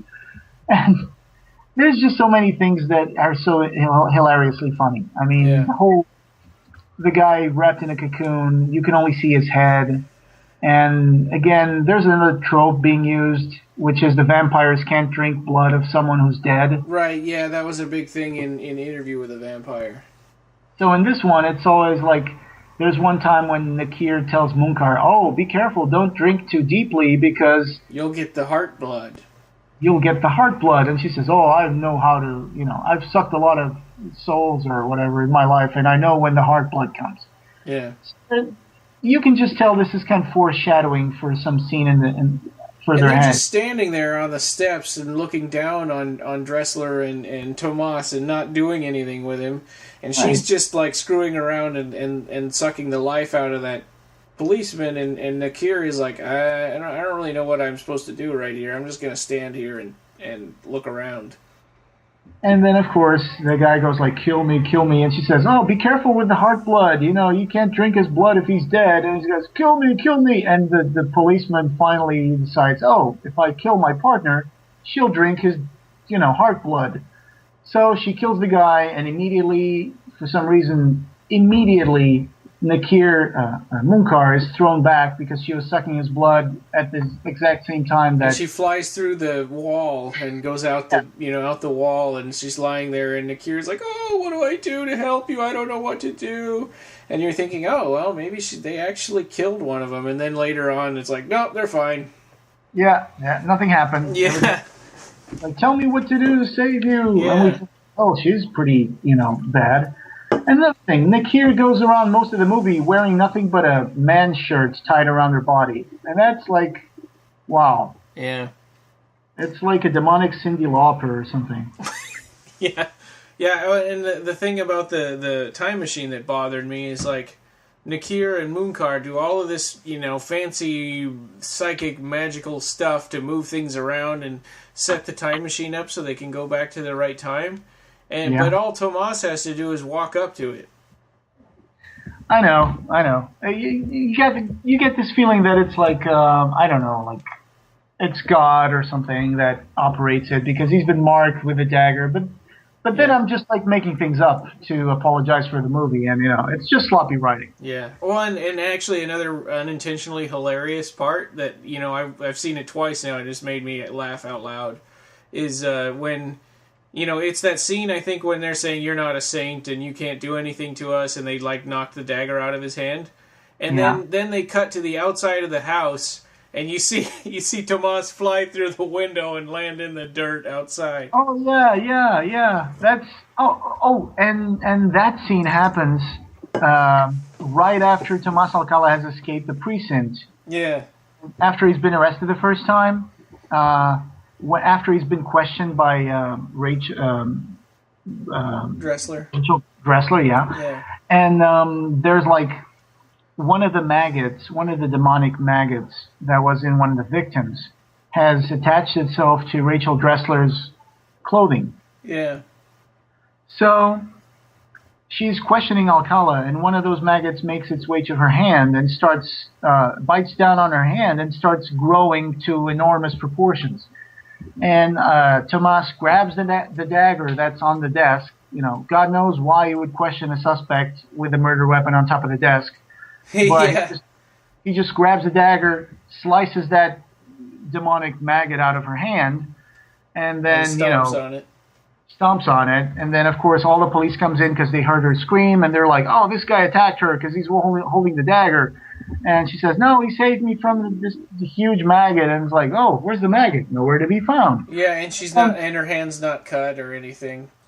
And taking into account that this happens in an interrogation room, and it's full of policemen in there, and Alcala just grabs the dagger like from the desk, really slowly, and backs out of the room, and then he escapes the precinct. Yeah, yeah. There's like 5 policemen in the room. The detectives are, on the floor right next to the door, and he just like, it's like a cartoon. He just goes like, just yeah, and it's not like they were fighting anything, or it was really just they were concerned for Dressler, and that was it. And he just like backs out of the room, and then the next time you see him, it's like when they're killing this guy Munkar and Nakir, and he just like bursts into the home like with his knife, like I'm gonna kill you.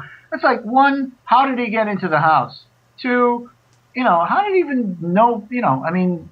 Get there. I know that the dagger points to the direction, but it's like, it's just so bad. It's like, it makes no sense. And then of course they throw him out of the window into the dirt.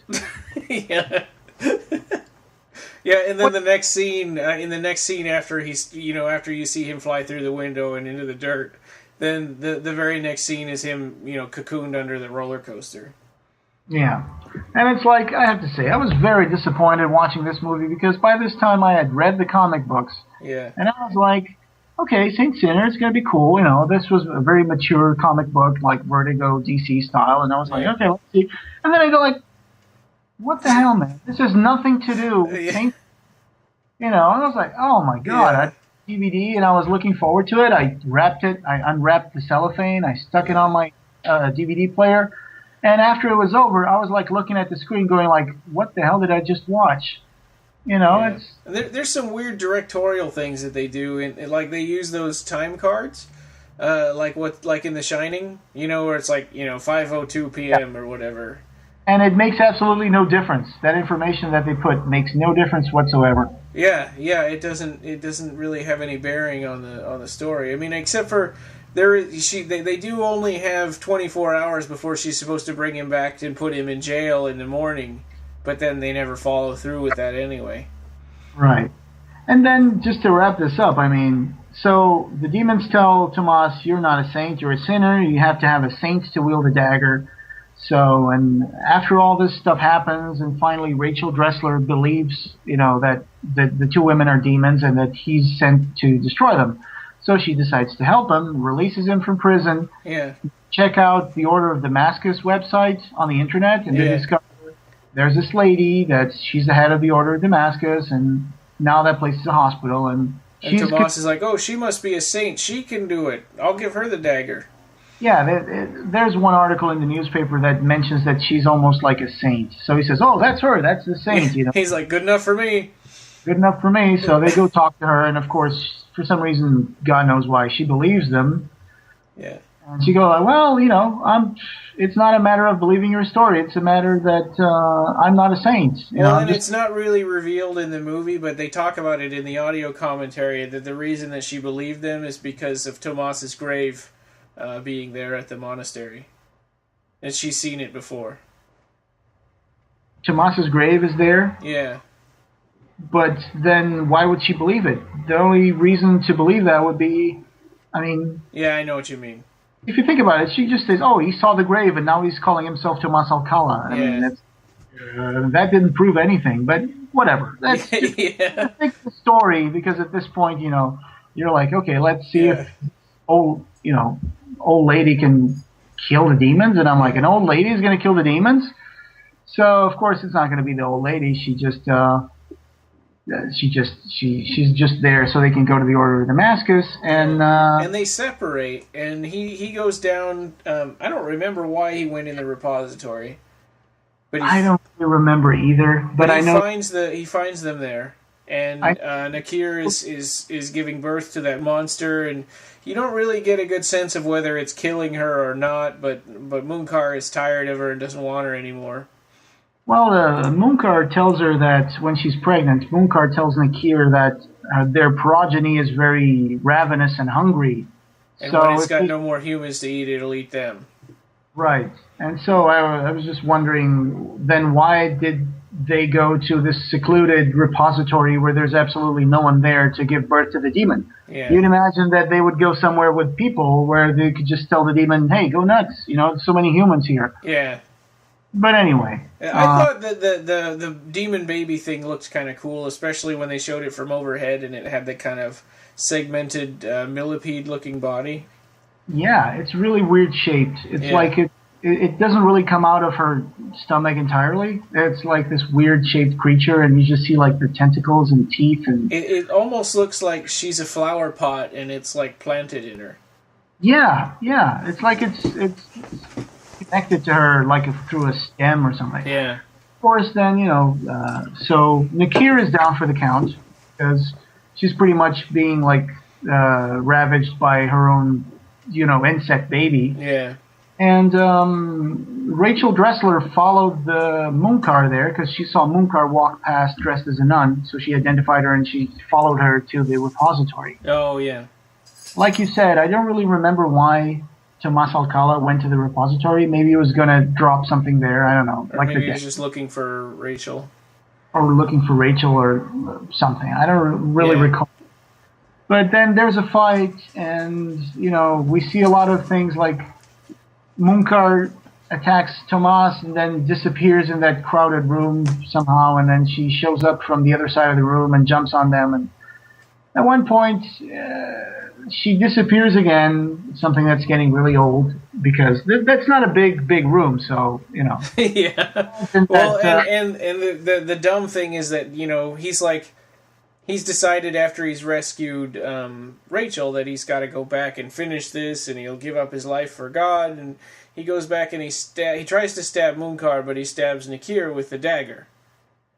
And then Munkar falls out of the ceiling towards them, and another blade pops out of the top of the dagger, and she gets impaled on it, and then they turn into that ivory orb again. So my thing is, isn't that exactly what happened to them the last time? Because why would she think that she could fall on top of that again and it would be different? Yeah, I see your point. Absolutely, I agree with you. I mean, it seems like that was exactly the same thing that might have happened to them the last time. So it's just dumb. I mean, part of it is just dumb. The whole script is just, I don't know why they would do Saint Sinner movie like this instead of actually using the concepts and the characters created in the comic book, which were far better. Or something else. I mean, something else from Books of Blood or anything. Anything, yeah. So, and then there's another thing that I have a question, which is, okay, so at this point, Rachel has been rescued from her cocoon that Munkar was trying to turn her into another succubi or whatever. Yeah. Tomas has killed both demons. They've turned into the orb. And then he walks in front of the time machine. And he doesn't look to be as badly hurt as that when he walks in front of the machine. Yeah. When he comes out on the other side, he's all like deformed and messed up.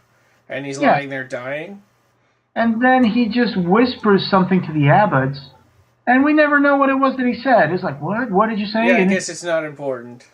Yeah, it's just, why put that? Yeah. Why put and he... So Munkar had spit like some sort of acid on his face. And that's the only damage that we know about that he has, right? I mean, it's not like he got stabbed or... Right, he just got thrown around a little bit, and he got acid spit on his face. But then as soon as he comes out on the other side of the time machine, he just plops to the ground, like, really dramatically, and then he goes like, "Oh, my son, you've redeemed yourself." And it's like, okay, well... 100 times over or whatever. Yeah, but he still whispers that thing, and the abbot goes, "What, my child, what?" It's the same thing from Lost in Translation. I guess so. I guess... I don't know. Who knows? And then, you see that, Rachel is safe, and she's talking to the lady from the Damascus Order, and she goes like, "Oh, that cross looks really good on you. Thanks, it was my dad's." So, okay, that's the end of the movie. I mean, overall... And they walk past his grave. Oh, yeah, right. And it said, that line that they repeated a few times, that a saint, if a saint knew he was a saint, he wouldn't be a saint, or whatever it is. Right, like if people who say they're crazy are not really crazy. Yeah. Just kidding. Yeah. But the only thing that I think that movie has that redeems it is the soundtrack. Yeah. The soundtrack was really good.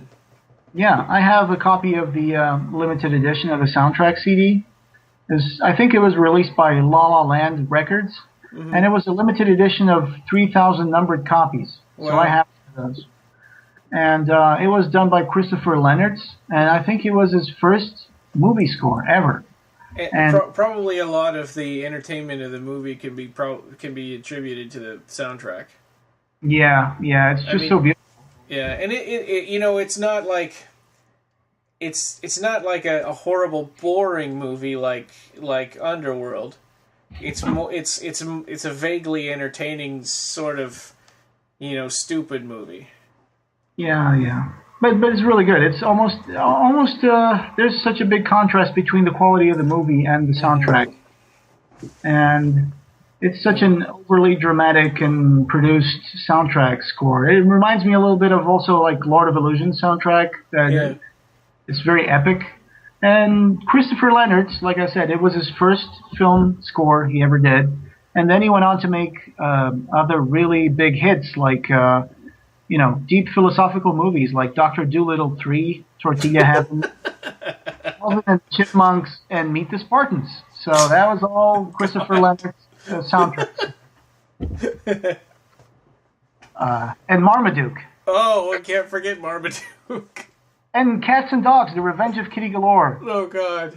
As well as Vampires Suck and Horrible Bosses. So he's got a history of scoring really successful movies. Yeah. Oh, man. Oh, another thing that bugged me about this movie, looking back at my notes. So when Nakir gets shot twice by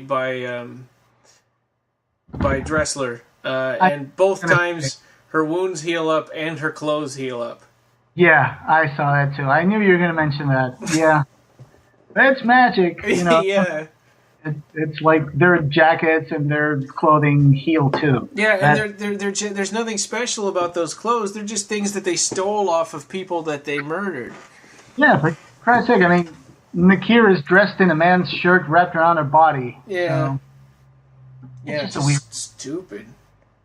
I didn't like it. Yeah. I'm kind of embarrassed that we've sandwiched Gods and Monsters between such, horrible duo.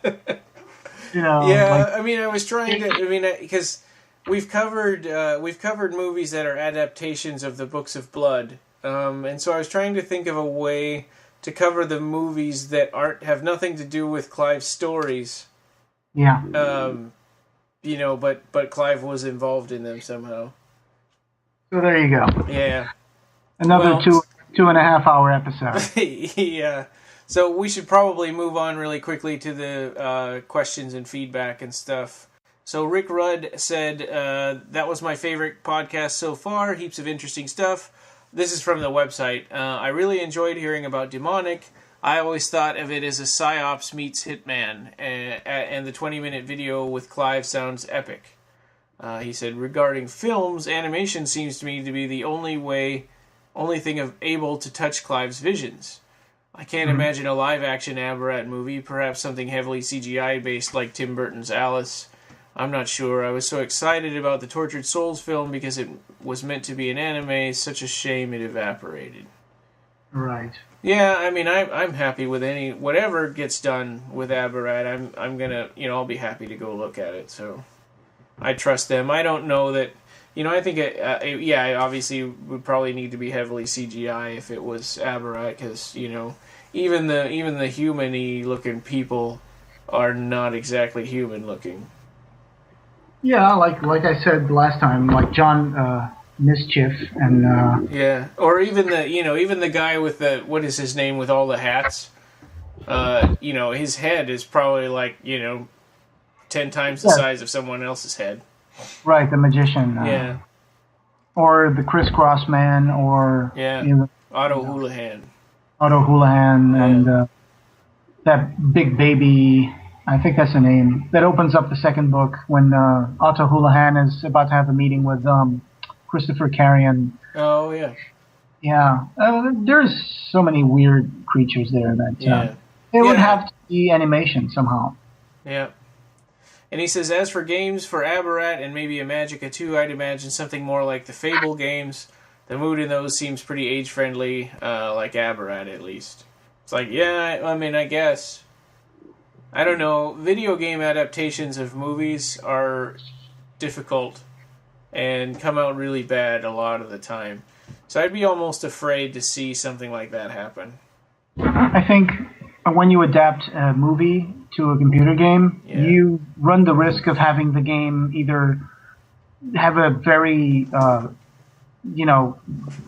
locked down story, and either it's going to be something that's going to be like a graphic adventure where you're just going through the motions, or you're going to have something like a first-person game where you're going to be watching a lot of cutscenes. Yeah, and the game is unless in one successful way they've done that sort of thing is by making a side story, which is kind of nice. Like, was it Matrix? There was a Matrix game that was a side story that I thought was pretty good because it didn't force you to follow the plot of any of the movies, and but then the fans got really upset and demanded that they make a game with Neo in it, and of course that wasn't very good. Oh yeah, I remember for that particular example that there was some kind of thing where they actually built this side story, like you said, and it got referenced in the sequel, I think. Yeah. And there was also an animation from Animatrix. There was an episode that referenced the part of the episode that the game talked about, and then it also got referenced in the movie. So yeah. Yeah, so I like that better. When it's say like if it was Aberrat, that it took place in Aberrat, but it wasn't trying to follow the plot of any of the stories. So he said, I don't know what you guys have let's see. Oh, Richard Kirk and Wayne Barlow were mentioned, brilliant artists, but reminds me of Zdzislaw Beksinski. Oh yeah, I know that guy. He makes these Geiger-like paintings where everything seems to be like dried up and bony. Oh, okay. Yeah, Beskinski, I think. And he said, I've seen that Alien Planet documentary with Barlow creatures. Definitely recommend it. So that sounds good. I'm going to have to track that down. Alien Planet? It's on YouTube. I'll send you the link. Okay. And he said, I don't know what you guys have covered for the next episode, but recently Clive was mentioned in a news blog for gay rights. Coming out must have been incredibly difficult for him, just as it was hiding his identity. What was going on around that time? The tension must have been massive. So I don't know what blog he's talking about, but it wasn't really exactly a secret that he was gay, but he openly sort of came out around the time that he wrote Sacrament. Yeah, I mean, Clive Barker came out in his interview for the Advocate magazine. So when was that? That was 96 or 5, maybe. I think so. Yeah. I was just trying to pinpoint it. So I'm really interested in knowing what blog he's talking about. Cause, yeah, me too. I asked him on the website where he posted this, what blog was that? So yeah, let us know and what that is. But yeah, I don't know how difficult it was. It didn't really seem to affect his career that I saw. No, I just found the interview. It was in February 21st, 1995 on the Advocate magazine. Okay. I think he just felt the need to come out because he just, wanted to,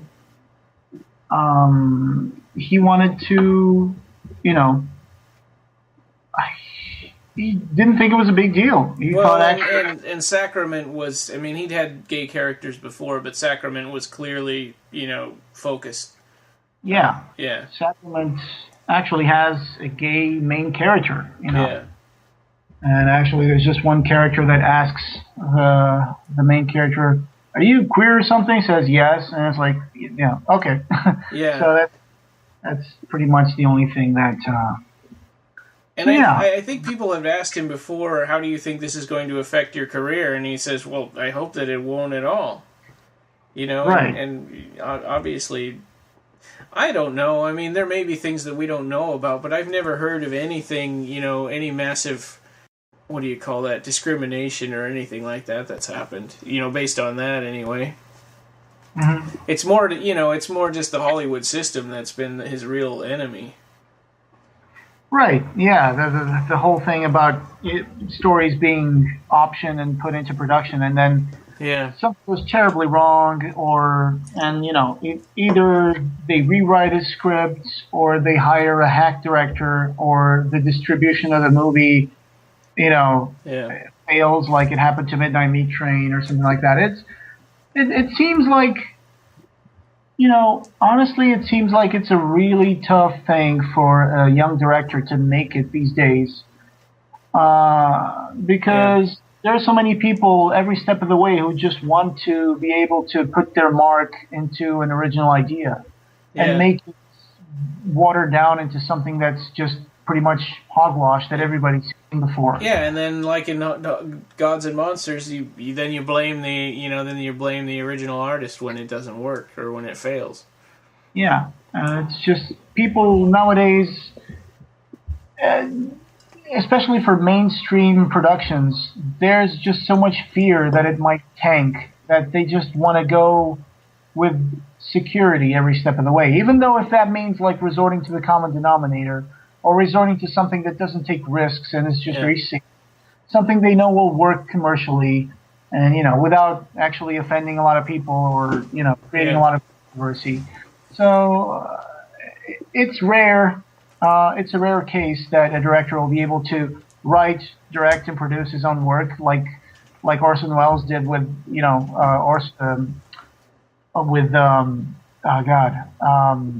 Citizen Kane.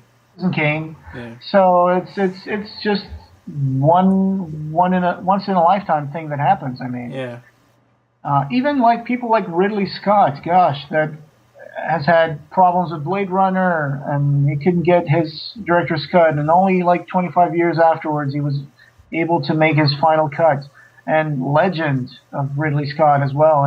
Legend also has a director's cut that everybody considers far superior. And even now Prometheus is another movie that a lot of people are saying, oh, probably, it's I don't understand it, but there's going to be this director's cut with 30 extra minutes that they will allow to put on Blu-ray. And it's like, okay, why wasn't that in the movie in the first place? Yeah, you would think that he had control this time.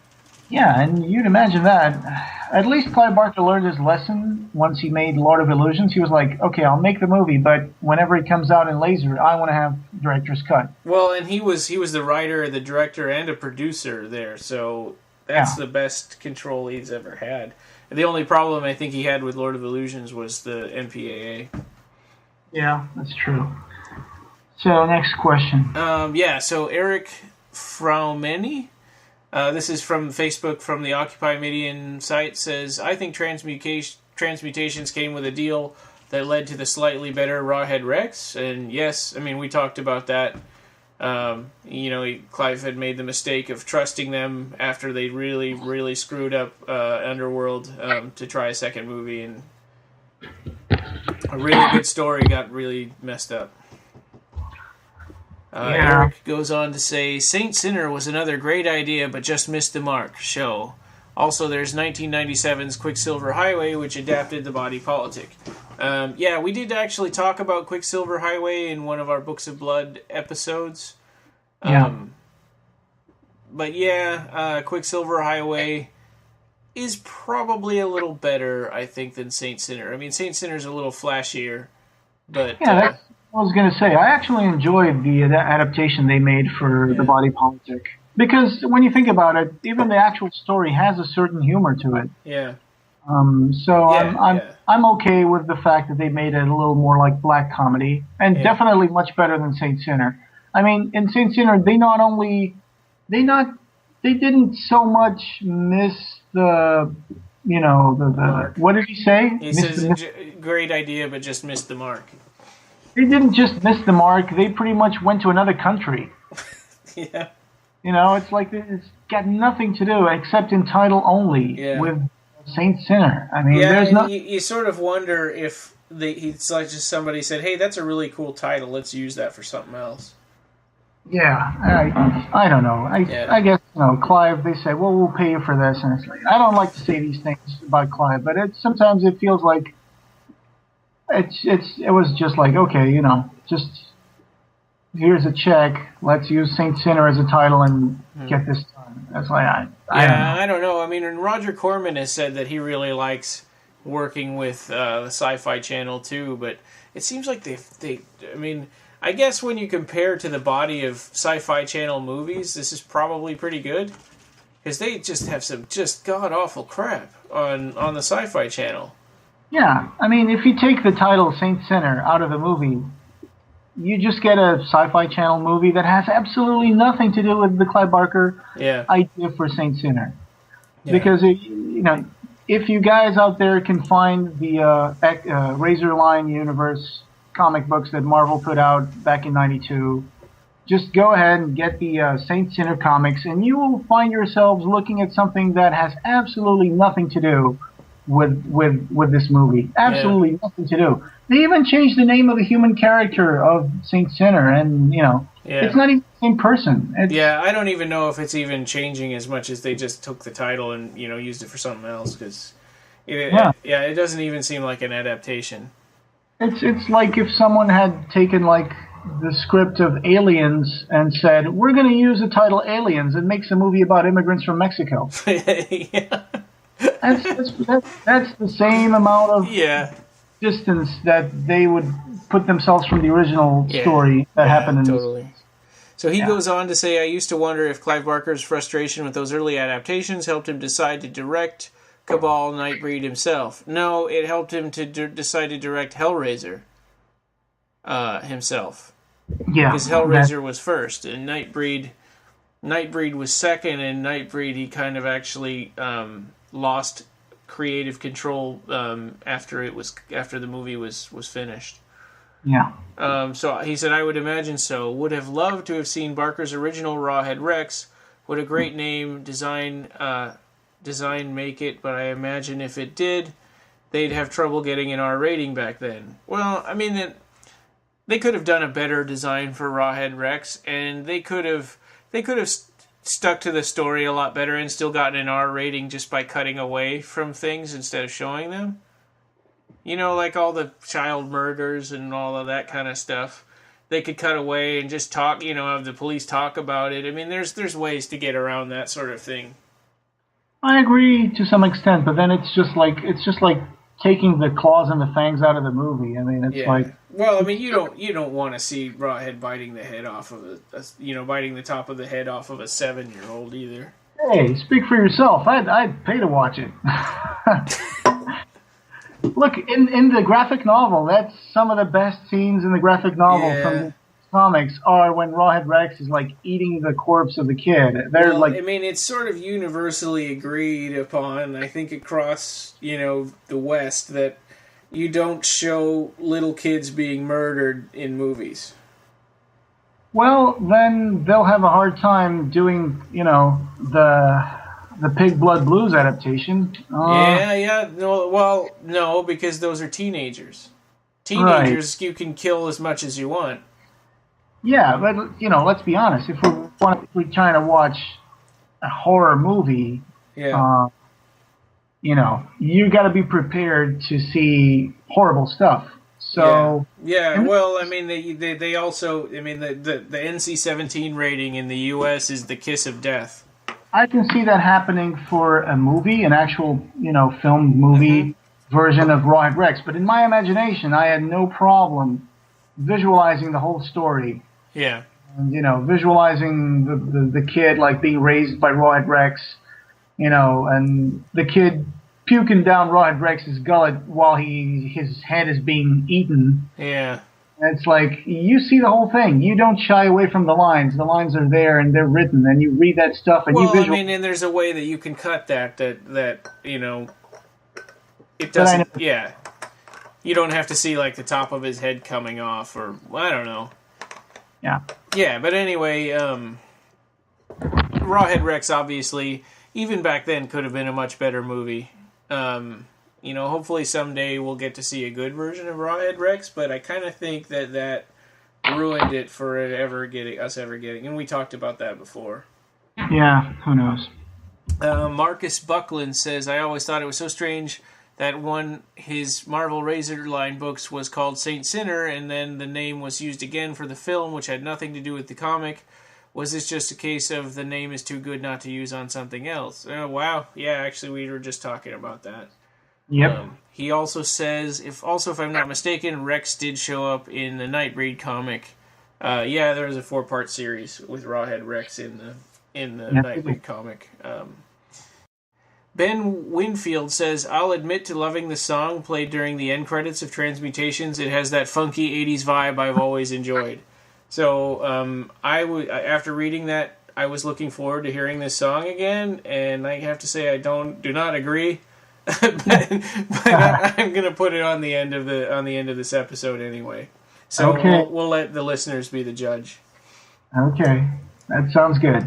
Yeah. And there's a question from Colin Lakativa that reads: have any of you read Christopher Bram's source novel Father of Frankenstein, which is the one that they adapted for the Gods and Monsters film? I know that Clayton Boone is a fictitious composite for the film, but are there any key events in the book that you wished made it into the film?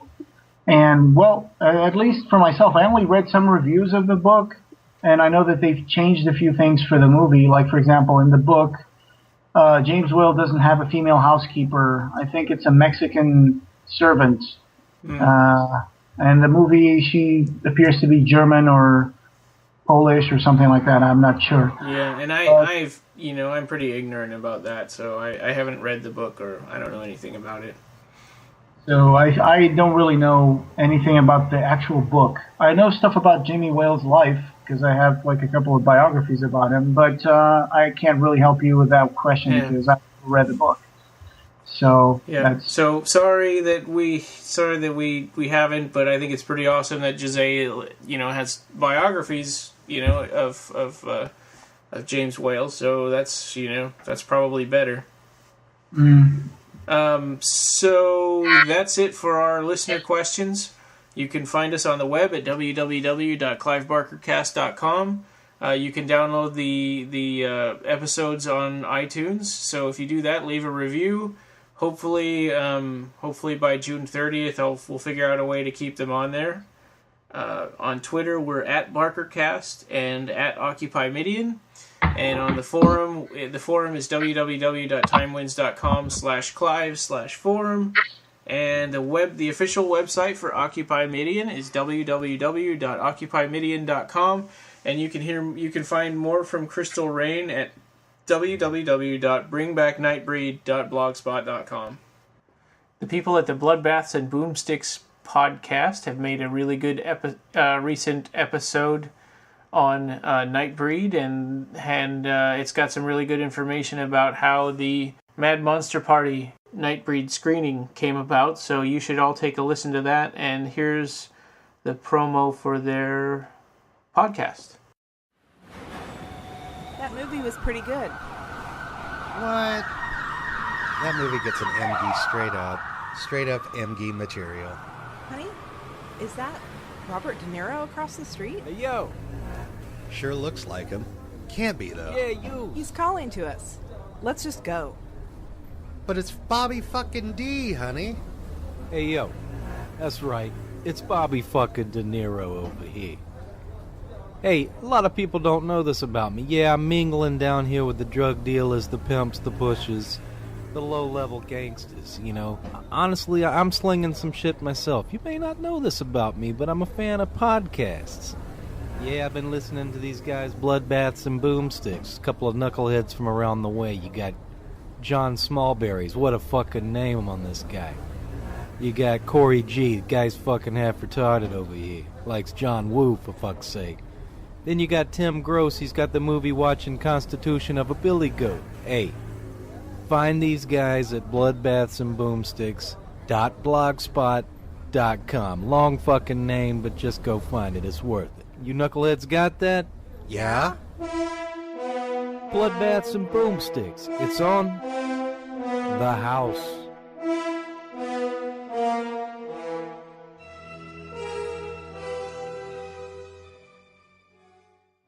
Yes. All right. Well, thanks for listening. This was another long episode. Have a good day or night or whatever. All right. And, thanks for listening. Have a great weekend. Catch you next episode. Bye-bye. Yeah. Bye.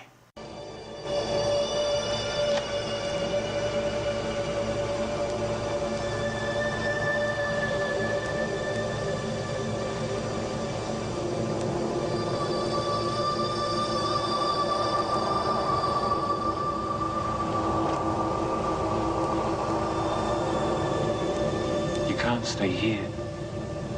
I must. This is my home now. They're all dead, all of them. It's all over.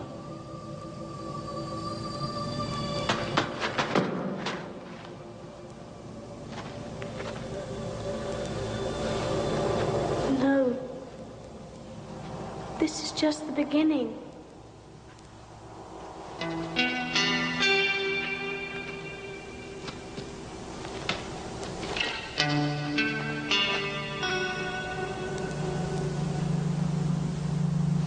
Goodbye, Roy.